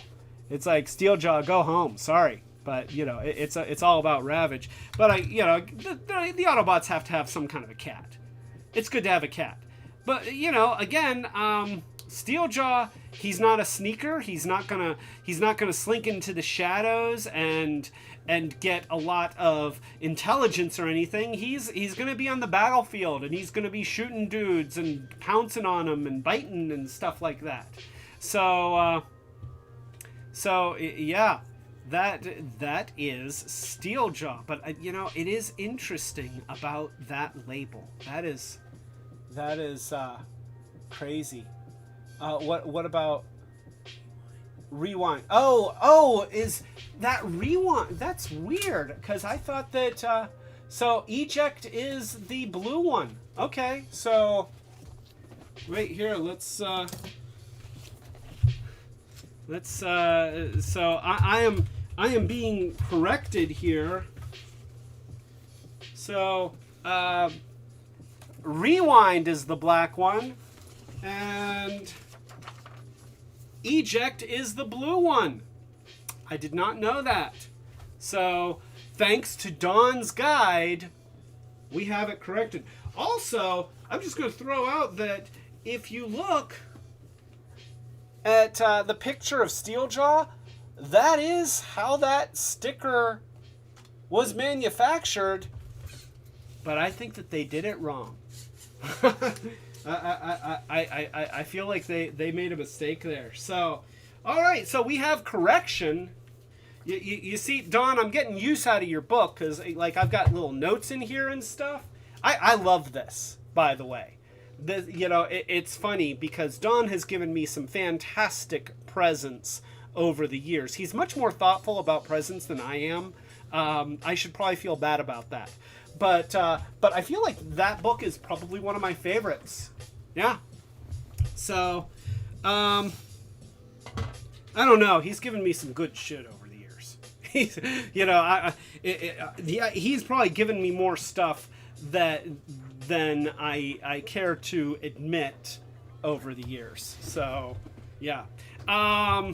Anyway, so yeah, we have Steeljaw. I mean, well, not most, but yeah, he gave me a pretty big boon to my Transformers collection, and that was also a pretty nice gift. So, in fact, Steeljaw came from Don.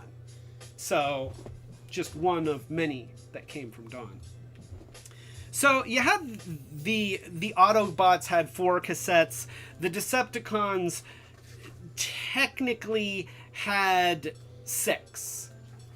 And even though they never showed Frenzy or Buzzsaw on the TV show, they had 6. The Autobots had 4.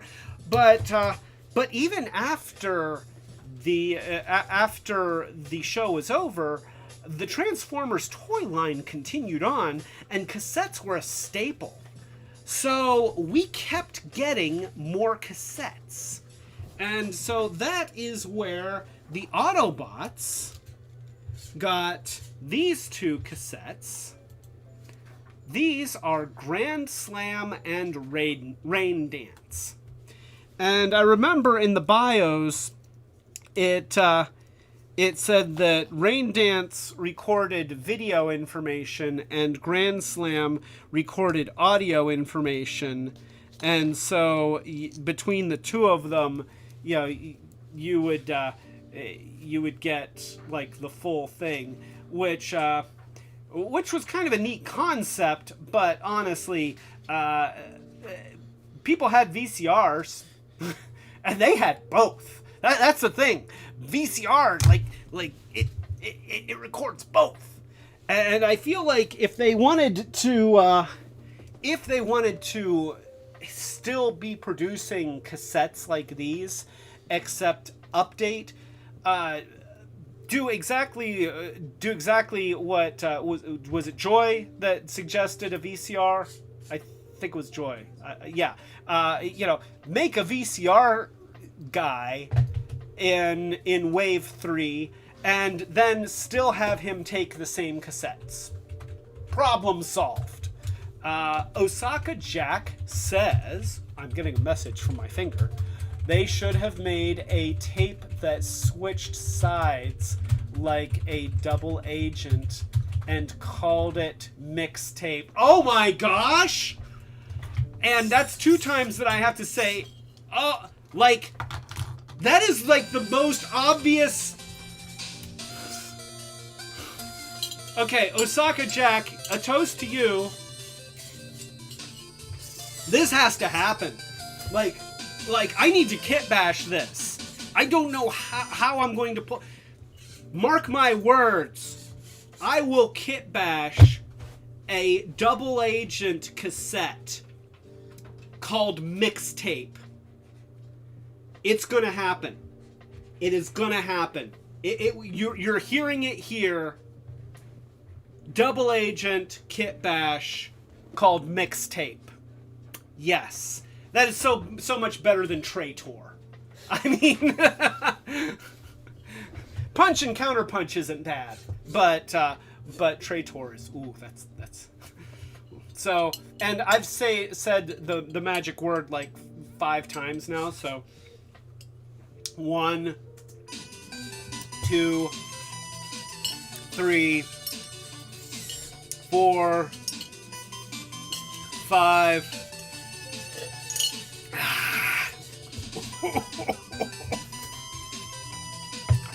The boozy part was at the bottom.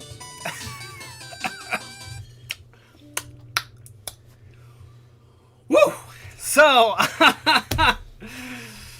oh gosh, yeah. So that's going to happen. I'm not sure when that's going to happen because I'm still in the process of making 2 Della Ducks, and during the weekdays I've been making upgrades to Retrobot when I don't collapse. I'm tired after work a lot.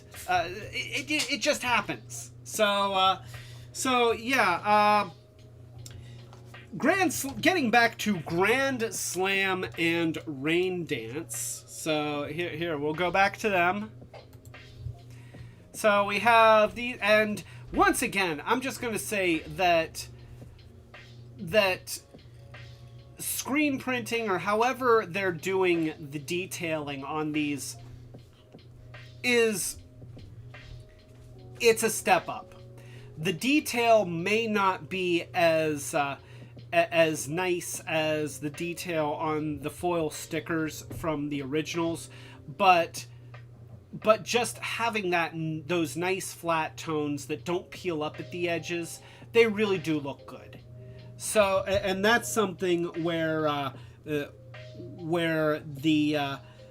technology was just, even though they were constantly making things cheaper, and you didn't have any metal parts other than the screws, which, by the way, I spent the previous, like, what was the time between when I finished the live stream where I fixed Blaster's eject button and I started the live stream? Because that time was completely filled with taking out the screws of these things and sanding them down because they all had gotten rusty, and that's terrible. But I cleaned them up, and now they look nice for camera. So and that was meticulous, but it was several hours of just sanding screws, and there was a cat on my lap, which was good. So Grand Slam and Rain Dance. And so you have Rain Dance here, and you pull out the sides and pull them around this way. Wait here. And wait here. I feel like this, there we go. It's tight. I always get nervous with these old plastic guys when the joints are tight, because, you know, plastic does get old. And then you flip this central panel around and it turns into a little jet. He's a little jet guy. Look at that. He's cute. And then, you know, he's got weapons, so we'll put some weapons there. So there he goes. It's a little jet. It's not the most amazing little jet, but it's a little jet. I like it. It's jet-shaped. Well, it's kind of triangular, but this is Rain Dance. Now, it's a little bit odd that it's not some kind of a creature, but I guess they were going with it's an Autobot, so it turns into a vehicle as opposed to the Decepticons, which tended to be a lot of creature designs. And that's something that seemed to persist in Gen 1 as they went forward. The Decepticons got a lot more creatures than the Autobots. And I guess it was the idea that Decepticons could turn into monsters, whereas Autobots would turn into vehicles. And that's not a bad thing, because creatures are cool. But, so that is Rain Dance, and we'll set him aside. And then we have Grand Slam here. And you've got the sides that come out here, and then you've got this thing, which comes out like that. And, yeah, that's going to go like that. And then you take these things and you put them down here like that, and you pivot out these little guns, and he's a little tank. And see, then you can even add, he gets 3 pieces of weaponry, and they plug into the holes. And so that makes an elevating turret. But even if you lose the weapons, he's still a little tank thing. And that's cool. You know, you've got treads molded in, not very well, but they are there. And, you know, I accept that as a little tank thing. It's not the most intimidating little tank thing. It's actually kind of cute. And as much as you don't think that cute should be a selling point for a Transformers toy, you know, sometimes cute helps. So yeah, that is Grand Slam.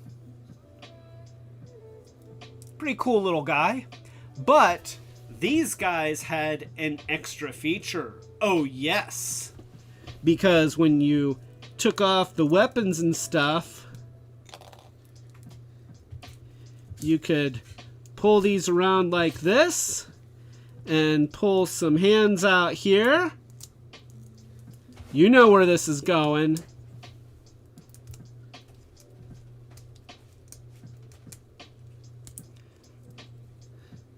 And then pull that out and even have the guns facing forward. And then you take Rain Dance here and you pull out the fins. And then you plug this in there and do that, and bam! Oh wait, here, I guess we spin these around the other way. Oh, boy, I don't like how tight those joints are. It makes me nervous. You know what? Wait, here. I can fix this. I can fix this. I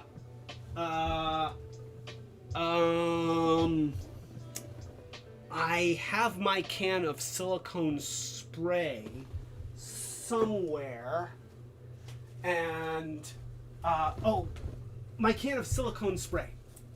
There. Okay. Why risk it? So there we go. And we'll just, okay, probably should have,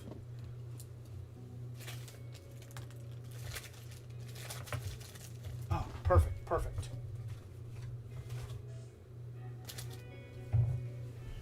All right, so here's what we're going to do. We're just going to take a little bit of silicone spray. Oh, it is very hard to get only a little bit to come out. So there we go.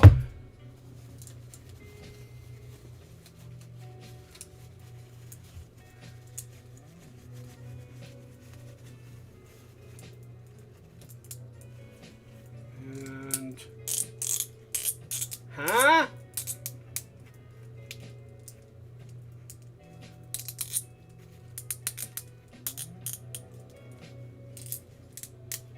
There we go. Ah, that's better. All right, I feel better about that. Just clean that up there. Oh yeah, that's much better. Much better.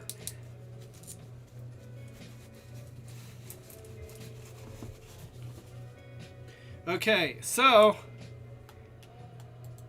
now we have him.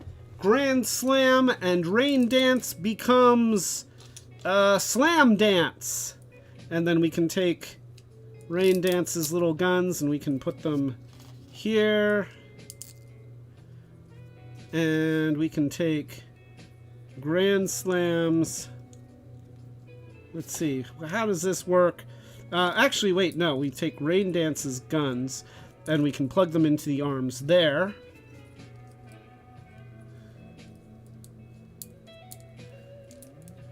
Just like that. And then I think that these just kind of stay here. And then we can...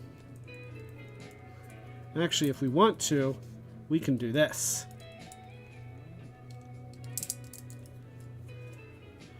And put that there, and bam. So he's got like a head gun, and he's got his arms guns, and yeah, he's actually he looks pretty cool. I don't hate this. My biggest problem is that, come on, give me a shoulder joint. You know, I want the arms to at least be able to go forward. And I know that Gen 1 articulation was not a big deal, but, you know, not even being able to raise the arms is a big problem for this guy. Other than that, the body dynamics are pretty good. I like the chest detail here. I like the overall form, and you know I'm a sucker for combiners. So all of that is very cool, but give me a shoulder joint. Come on, throw a guy a bone. He needs to be able to at least point his arms forward. We already don't have a whole lot of posability. Give me a freaking shoulder joint. So I just, you know, I'm not asking for much here. Freaking shoulder joint. Other than that, very cool. Combining cassettes, that's pretty awesome. And he looks good. He just can't lift his arms. I want him to lift his arms. Now you can point the weapons forward. That's okay, isn't it? I don't know. And you know, you got your little tank mode and your little jet mode, and you know, I'm willing to accept those, but boy, just give me a roll. I just want a shoulder joint. Okay, I'm gonna let it go. Sort of. Maybe. So yeah, that is Slam Dance, the combined form of Grand Slam and Rain Dance. And, you know, if he could lift his arms, then this guy would be awesome. He can't lift his arms, though, so that keeps that there's a tipping point. And so we'll set him aside for the moment. And then we go into the Decepticons, because the Decepticons also got more cassettes. And, you know, Decepticons were just better at cassettes. Osaka Jack says, if cute wasn't a factor, Ravage would never have been so popular. Yes, I said it. Giant murder kitties are cute. And, you know,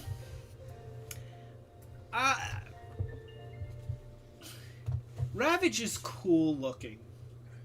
He is kind of cute.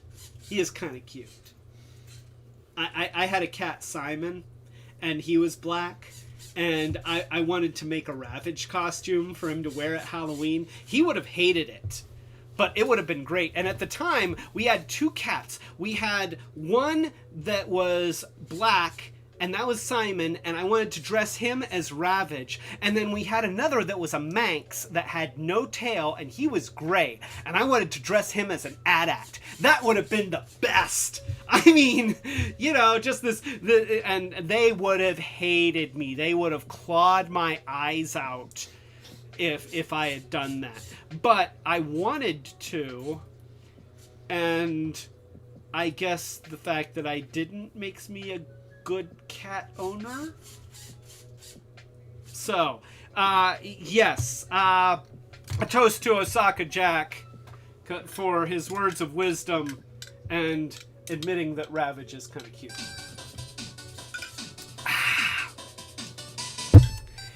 So, good timing on that. Very nice. So, the Decepticons, of course, you know, the Autobots get 2 new cassettes. The Decepticons get 4. So, let's take a look here. The Decepticons got... We got Overkill. And, let me just pull out his... Yeah, once again, I'm storing their weapons in the back side, which helps to keep them from getting confused. Overkill is cool because he is a little T-Rex, and that's awesome. In the 80s, there weren't a lot of dinosaurs. Anything that was kind of a biped with small arms was a T-Rex. Even though he actually has a horn on his nose. What would that make him if he had a a Gorgosaurus. So yeah, I guess he's a Gorgosaurus. But unfortunately, his paint isn't holding up very well over the years, which is weird because he's the only one who's having this problem. But you add on the weapons.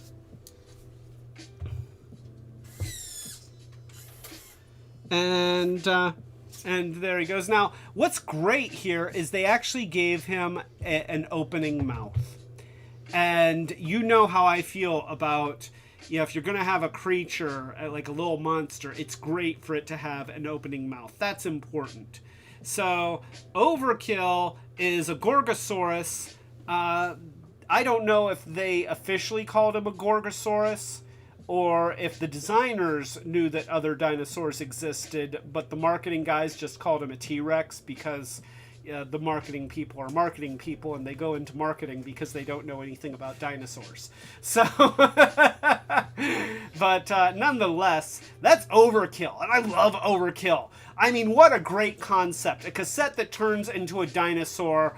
That's fantastic. Yes, I polished his screws too. Admire the screws. You know, since I spent several hours working on these screws, I want everybody to admire how shiny they are, because you know that I did this for you, so you have to appreciate the work. Nonetheless, that is Overkill, and he is cool. I always loved Overkill. I continue to love Overkill. I wish that he didn't have some discoloration happening in the plastic, but except for that, and except for that paint, he's actually in very good shape. He was sold with Slugfest, who is a little Stegosaurus. So we've got our little cassette here, and once again, screen printing making worlds of difference. Even though these are all plastic and they're more cheaply produced than the originals, they look great in cassette mode. And then we have just a cute, I mean, and you know, there's another one. He's cute. Cute, you know, cute counts. So we pull out the feet, we flip over the head. There we go. We flip out the tail, and look, the spinies come out of the back. They're spring loaded. So yeah, we've got that, and then we've got these things, which add some much needed bulk to this transform.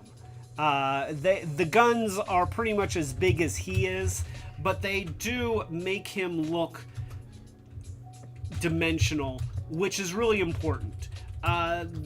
This guy turns into sort of a Stegosaurus shape, and that's it. And I guess if you wanted to, you could really just press the head down here, and then he looks like a bell curve.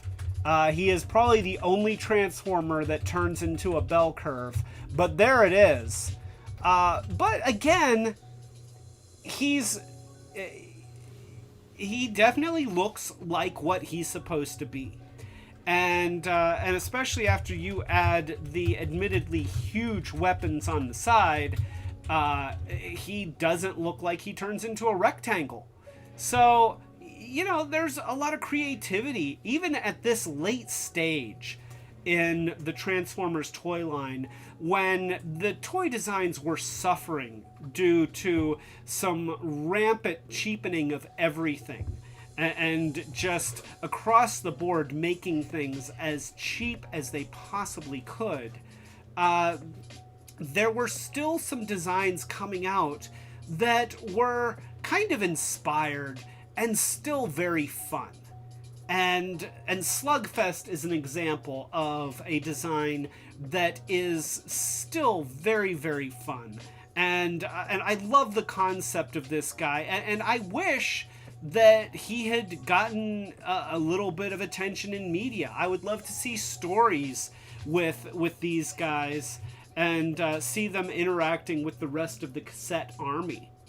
So let's see. Rob S says Slugfest and Overkill did sneak into season 3 in Call of the Primitives. You know, I watched that episode recently, and I don't remember them specifically, but I believe you because you're always right. So a toast to Rob S. I'm going to have to check that out. I'm going to have to rewatch that. The animation on that episode is actually really nice. The story is horrible, but the animation is really, really nice. So toast to Rob S. And Starhound says, Overkill, my fave. Overkill, my fave. That's right, Overkill. Blah, he is Overkill. I don't know if Overkill can speak. A lot of the cassettes in the cartoon no speak, but Overkill, maybe he talk a little bit like Grimlock. It seems like that would be appropriate because that's what he do. So he's Overkill.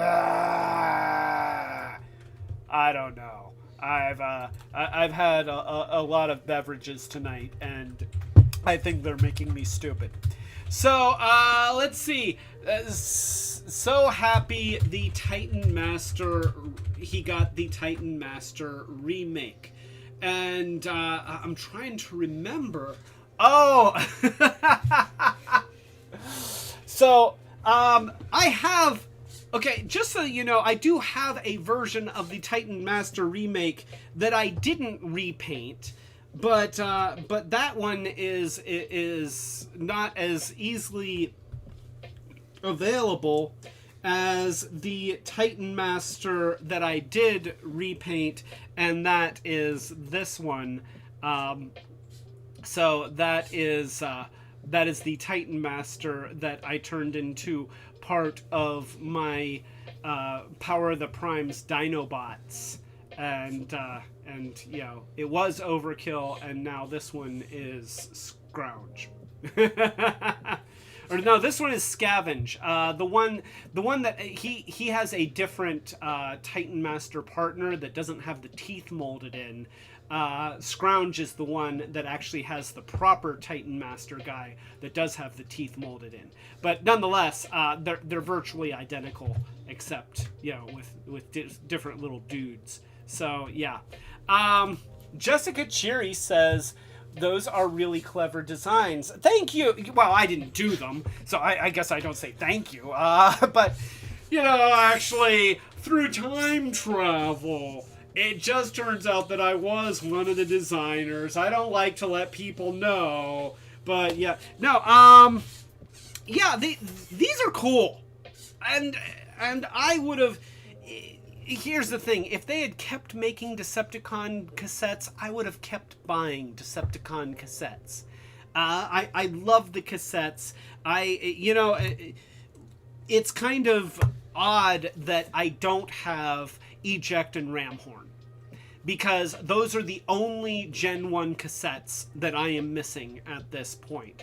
I know that I think a third-party company did a version of the probe droid that Soundwave sent into the pit with the crystals that would make machines blow up, and it was crazy expensive, so I didn't buy it. But of course I wanted it. I mean, how could I not? But I did not get that one. And so that takes us to our last two Decepticon cassettes from the Gen 1 series. And that is Beast Box and Squawk Talk. And let me take their weapons off so that you can fully appreciate their cassette modes. So, and by the way, look at how nice the screws are. Do you see how nice the screws are? Yeah, that wasn't by accident. So, yeah, this is Squawk Talk and Beast Box, and you know, you can see that the images that they're printing on these things are far simpler than the images that were used in the stickers for the Gen 1s, but they still look decent. And so I like their cassette modes. And then you've got Squawk Talk, and he here, we're gonna pull his wings out here like this, and then we flip down feet and pull out the little heel things, flip out the tail, flip out the bird head, flip out some wings, and now we have another bird guy, because Soundwave didn't have enough bird guys.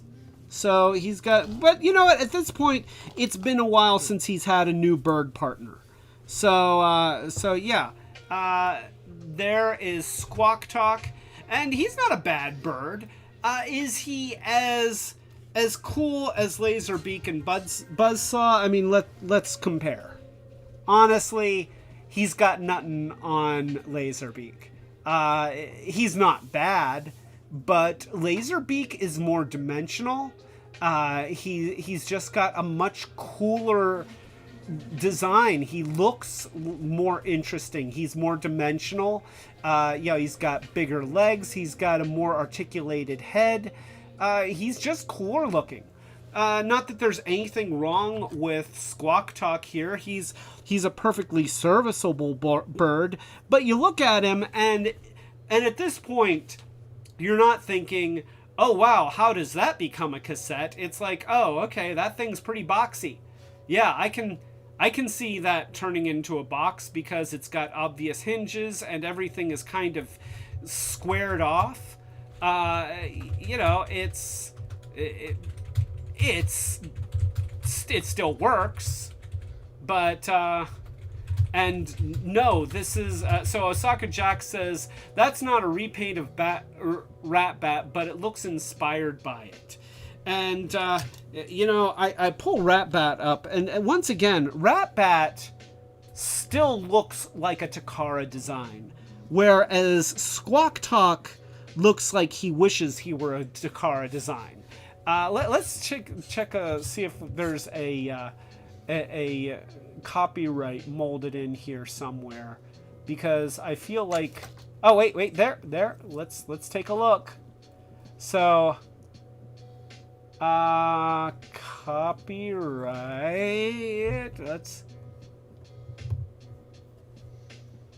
Takara 1987.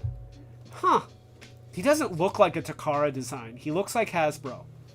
But, and like I said, he's not bad, but I feel like he's just not nearly as cool as say Laserbeak and Buzzsaw or Rat Bat at that point. Nonetheless, I was happy to get him. Like I said, if they were going to keep making Decepticon cassettes, I was going to keep buying them, because I was, at that point, it was like I had so many of them that it almost became the point of the thing. So that is Squawk Talk, and then we have Beast Box.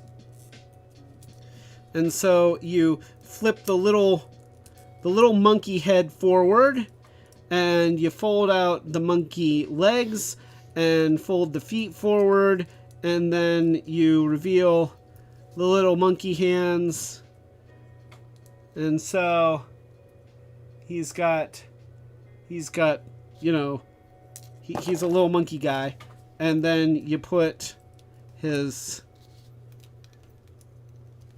weapons on his back, and he's a little monkey dude, a little ape guy, and he's cute.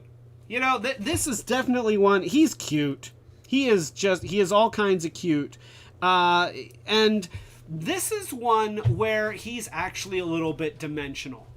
Because of his kind of stooped over thing. Now, once again, we are not... this is not like, oh my gosh, I would have never imagined that a cassette could turn into that. It's pretty obvious how a cassette turns into that.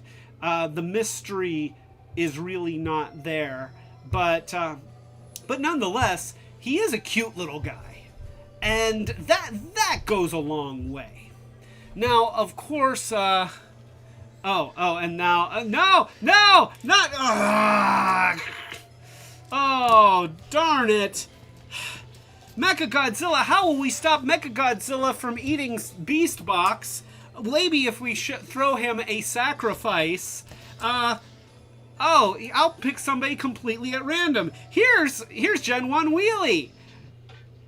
Don't you want Gen 1 Wheelie? No. What the heck? Hurry back! Oh, oh. And there goes Wheelie. Okay, so... And, oh, Beast Box has recovered. So there is Beast Box, and he is cute.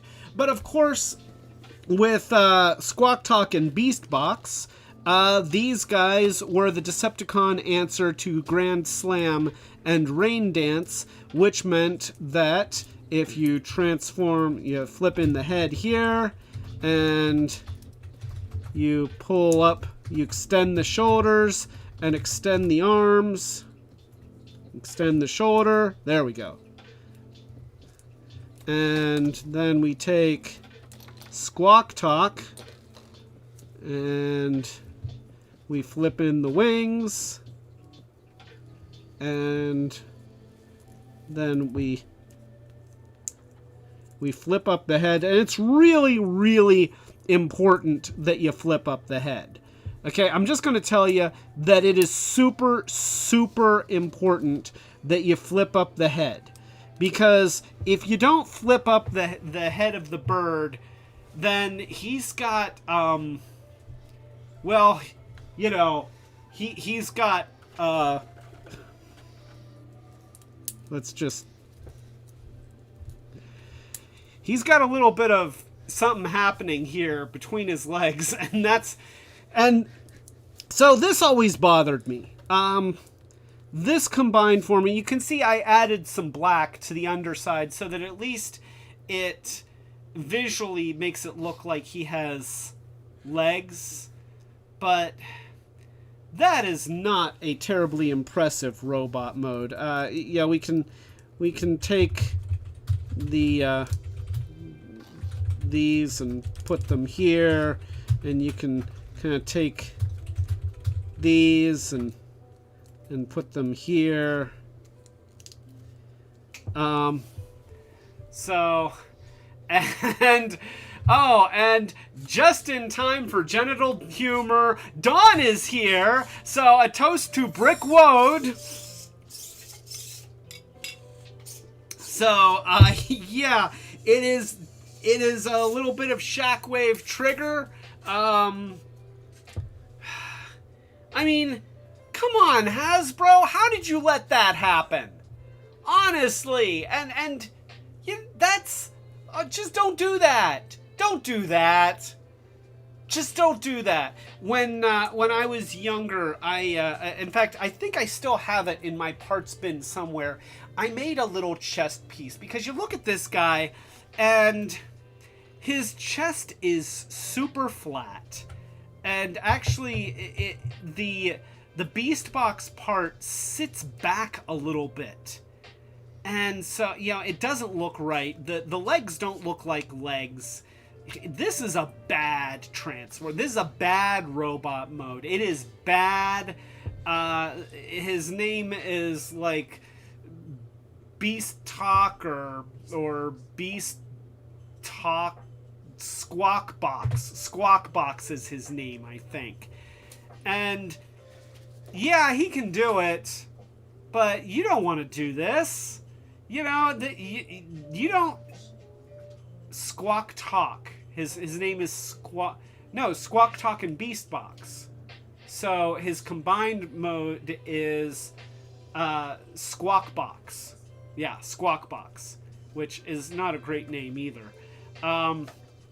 But yeah, it can do it, but you don't really wanna, because it looks like poop. It just, yes. Okay, I will say this though, he can pivot his arms forward. We got pivoting arms. It's not very good. he must. Rob S says he must hang out with J.J. Abrams because he's a bad robot. Bam. Yeah. Okay, a toast to Rob S because that was good.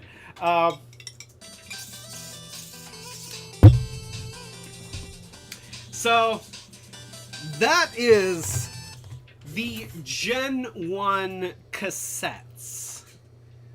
But that's not the end of Soundwave. No. Because we did get a new version of Soundwave. And no, I'm not talking about in Japan where Soundwave became Sound Blaster. No. There was another line of Transformers that was still part of Gen 1, and we all know what that line was. That's right, you've been waiting for it. It's Action Master Soundwave. There he is. And I just got this week on eBay.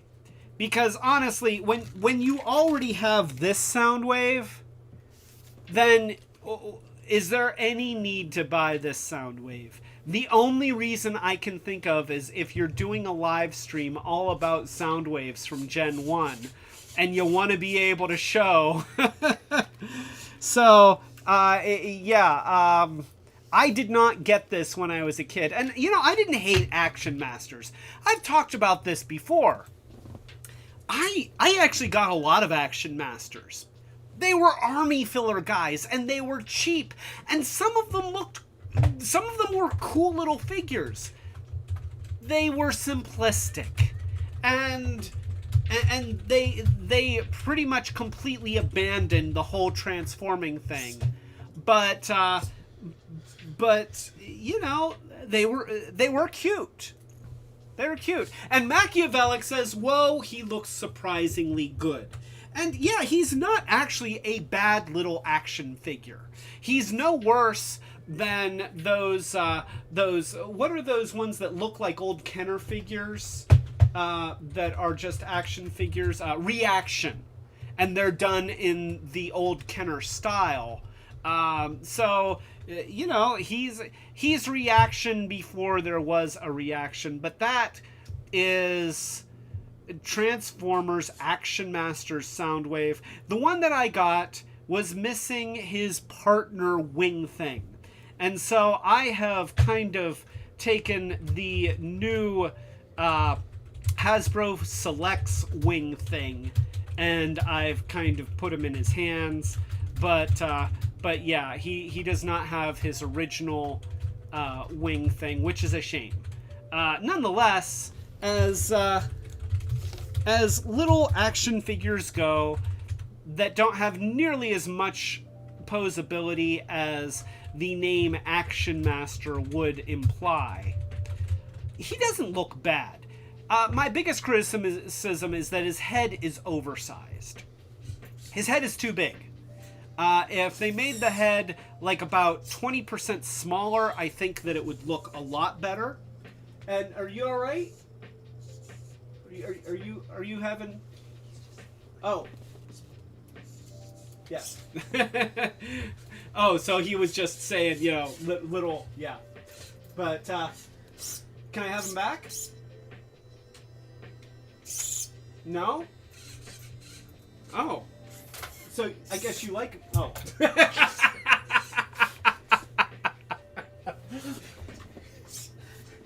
You're a douche canoe, you know that? You don't like Action Masters? Oh, so. So Dawn says Kingdom is getting a core class Soundwave, which is the same size Transformer. The chest opens and he has a laser beak that... Oh my gosh, I want that! I didn't know that I wanted the core class Soundwave, but now I do!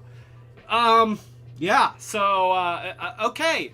You know what? Dawn's convinced me I gotta get a core class Soundwave. I wasn't gonna, but now I want it, and of course... I want to make the laser beak transform because as if I have time. Apparently, I'm making a double agent that turns into mixtape, and now I have to drink. And Rob S. says, I found it disappointing that they had G.I. Joe-like leg articulation, which was good, but their arms were just solid bricks, so arm-shaped plastic on mushroom pegs. Which is, and yes, that's exactly, you nailed it, Rob.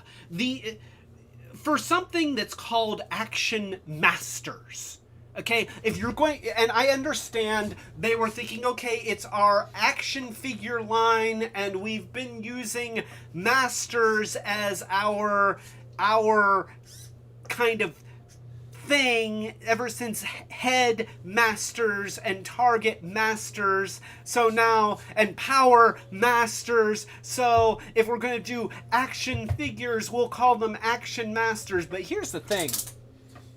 The name Action Masters implies something.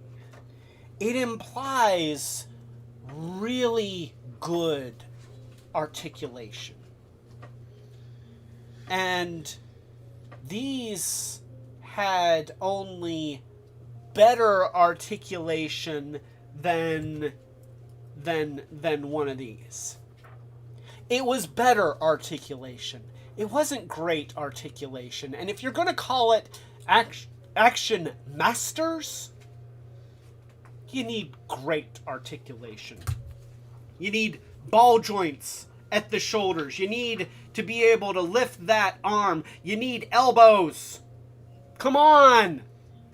And I think that is why the Action Masters line was so reviled by Transformers fans. I mean, it was reviled.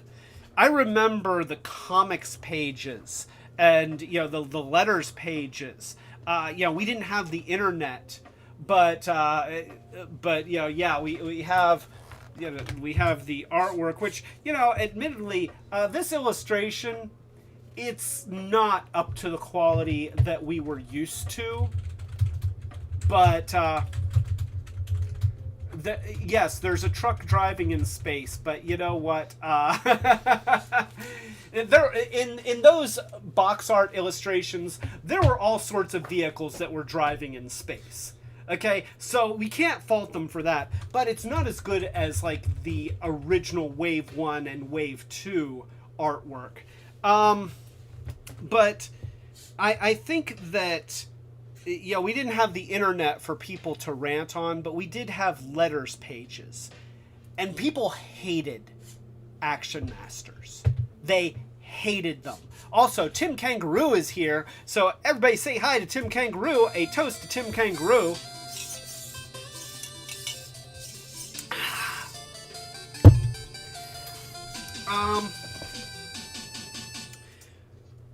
But if they had, I think if they had been marketed differently, instead of trying to market them as though, hey, these are just as good as your existing Transformers toys, get these instead. I think that if they had been a little bit more savvy about saying these, you know, these are a different animal, and they had just gone straight with, hey, this is an action figure line. So, like, right now, they've got Transformers Red, and they are action figures. Straight up action figures. And they don't say, oh, these are the most amazing, you know, now your Transformers are more powerful because they can't transform. They don't try and do that. They just market them as action figures. And nobody's angry about Transformers Red. If you are an action figure toy collector and you like these characters and you like the stories, but you're not into the puzzle-solving aspect of figuring out the meticulous process of changing them from one form to another, then you're gonna like Transformers Red. And the price points are actually pretty much the same as for the ones that can convert, except instead of converting, they have extra accessories. I know you're looking for RC. Yeah, she was on my little table, but you know what? I might have moved her to the shelf. I'm not sure.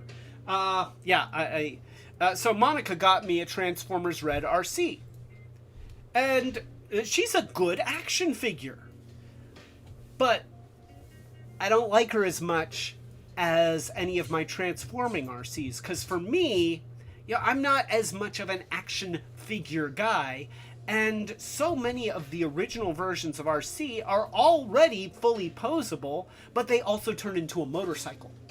So for me, getting the action figure version that has pretty much the same articulation except doesn't turn into a motorcycle, it's like, it's nice, but a little bit of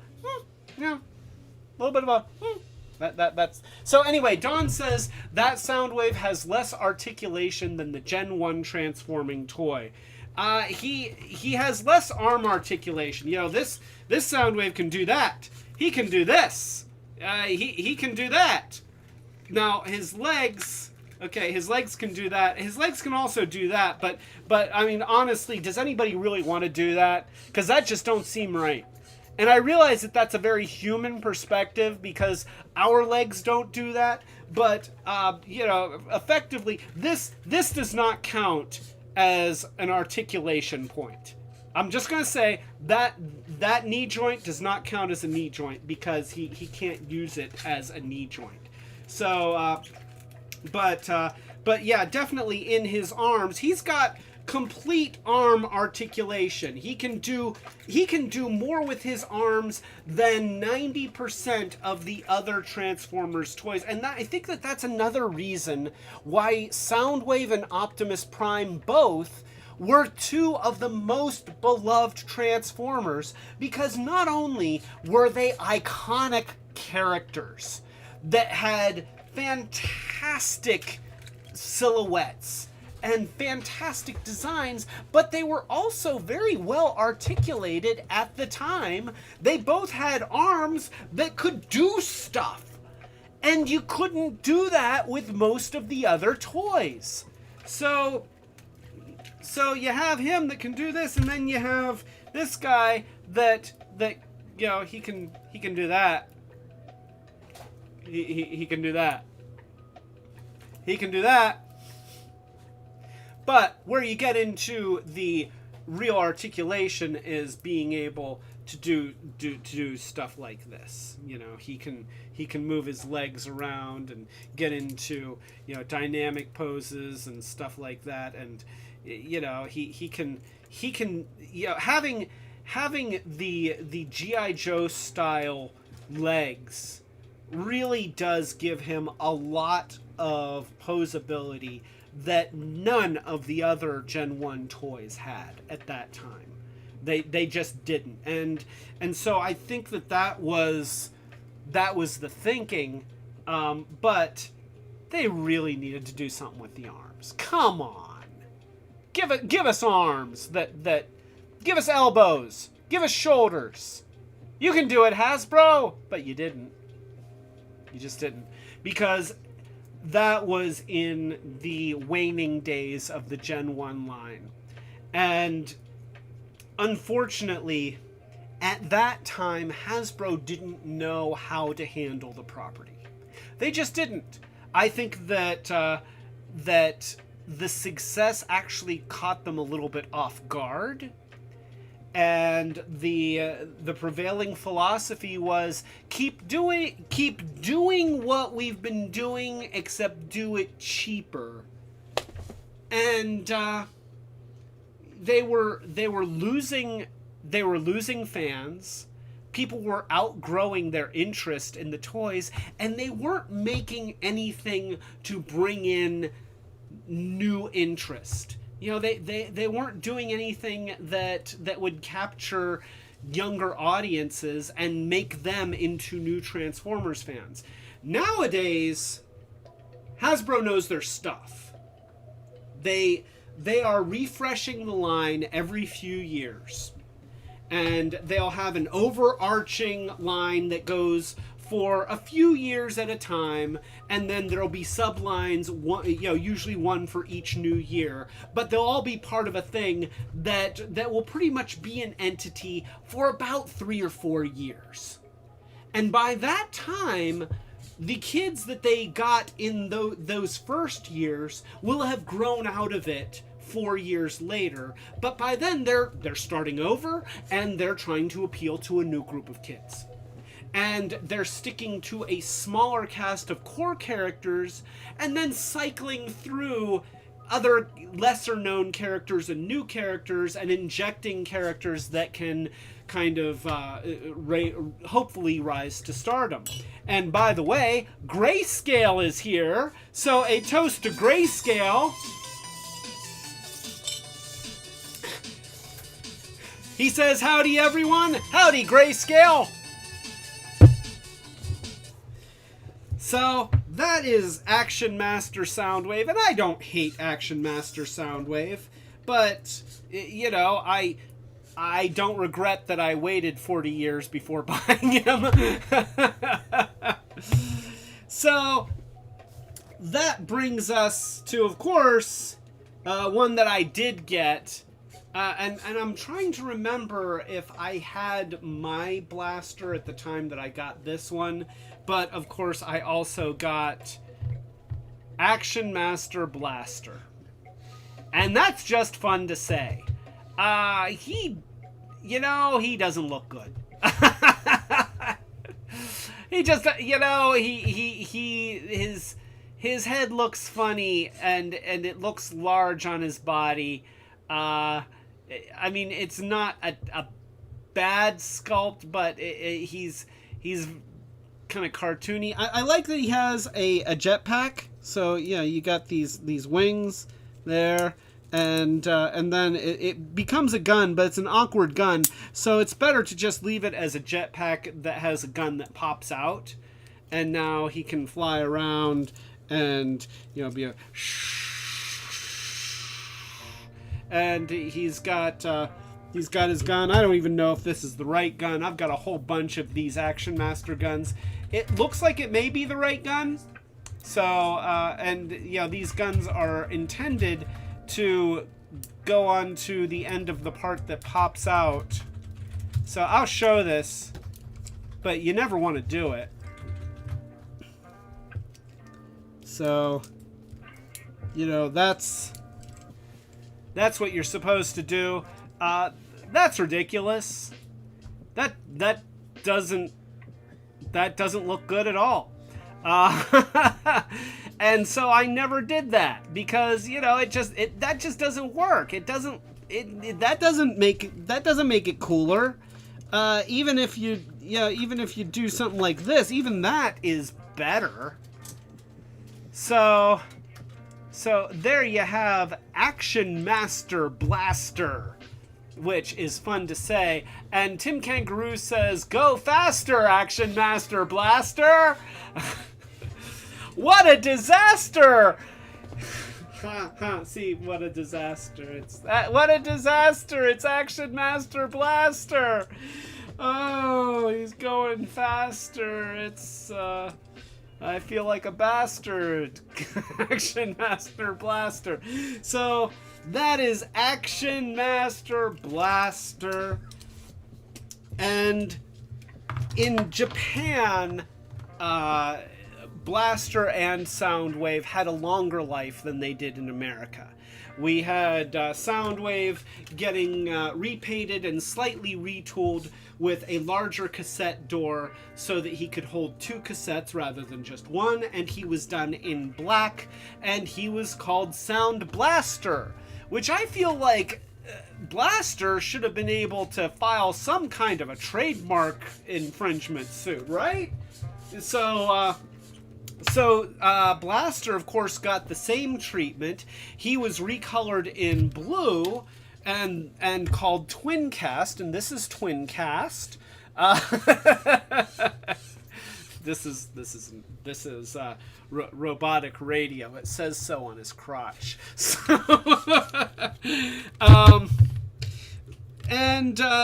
they did make They did both a Soundwave version and a Sound Blaster version. I have the Sound Blaster version here.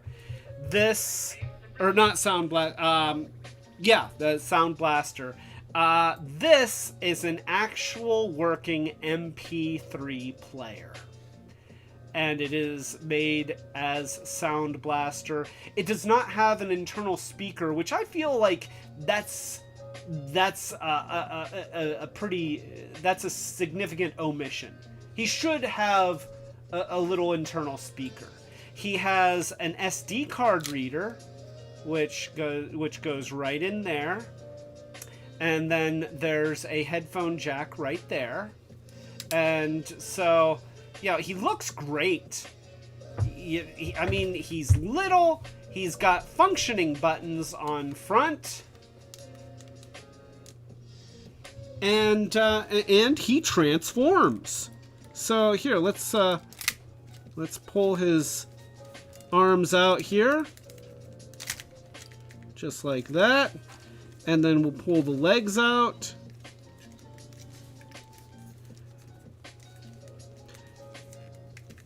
and then they go around like that, and around like that, and then we flip out the feet.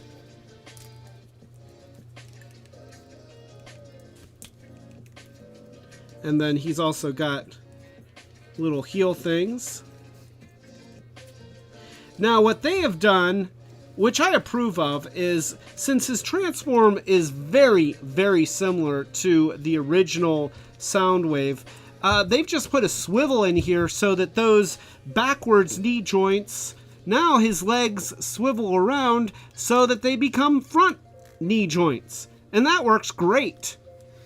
And then you've got fully articulated arms, and then this is great. You slide that and a spring-loaded head, and then it also comes with this, which plugs into that 5mm jack, and a gun that looks very Gen 1, and so there you have Sound Blaster, the MP3 player. He's awesome. And, yeah, it's kind of a sad thing because these days I don't need a separate MP3 player. And the fact that he doesn't have Bluetooth or an internal speaker makes his usefulness very, very limited. But it's an awesome, awesome toy. And to be honest, you know, since as an American, I didn't experience the Japanese Headmasters series, so I have no connection to Twincast or Sound Blaster as characters. I'm very glad that the version of Sound Blaster that I have is this one.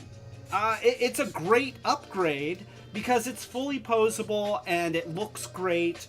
And he's just a lot of fun.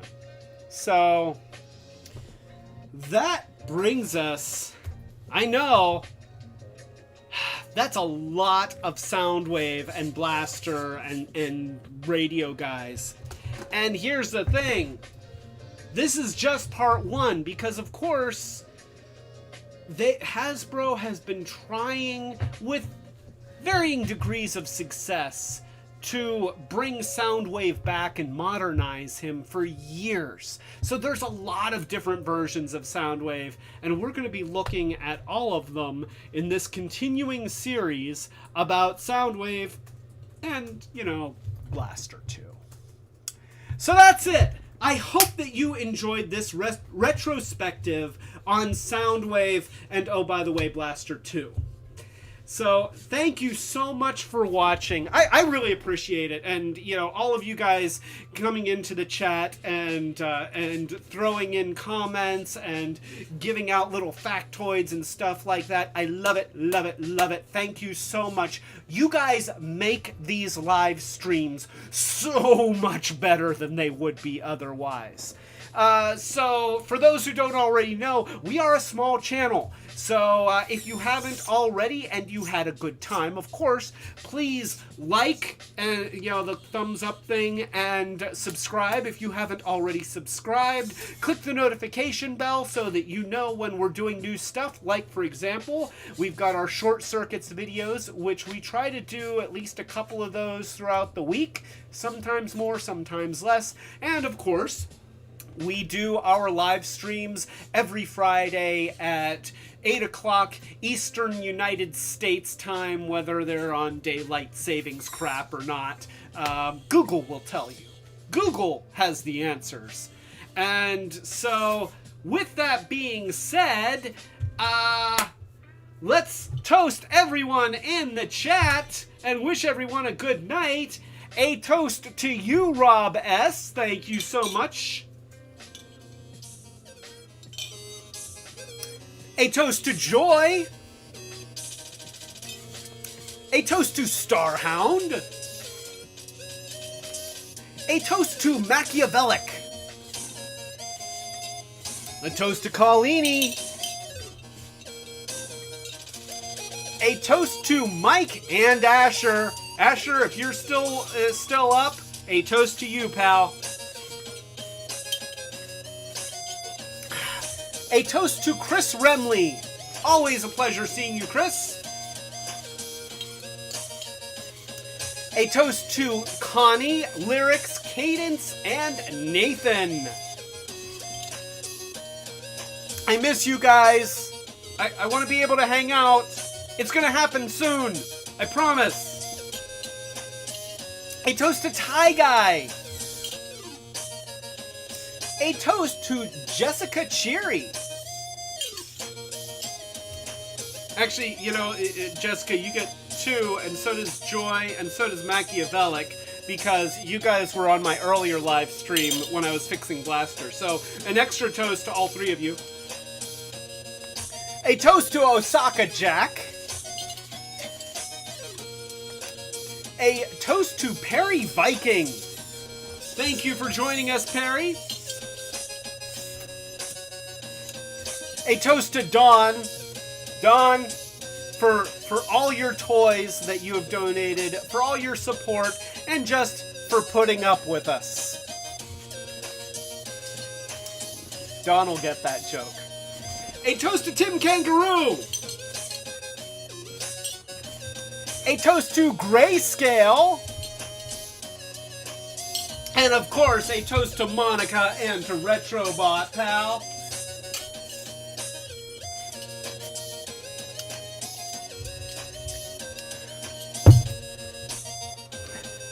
And next week, are there He-Man fans out there? Because next week, oh yeah, it's Masters of the Universe Origins. That's right. We've got a bunch of videos about these guys happening this week and next week. So yeah, this coming week and the week after. And so Friday, we're going to do it up.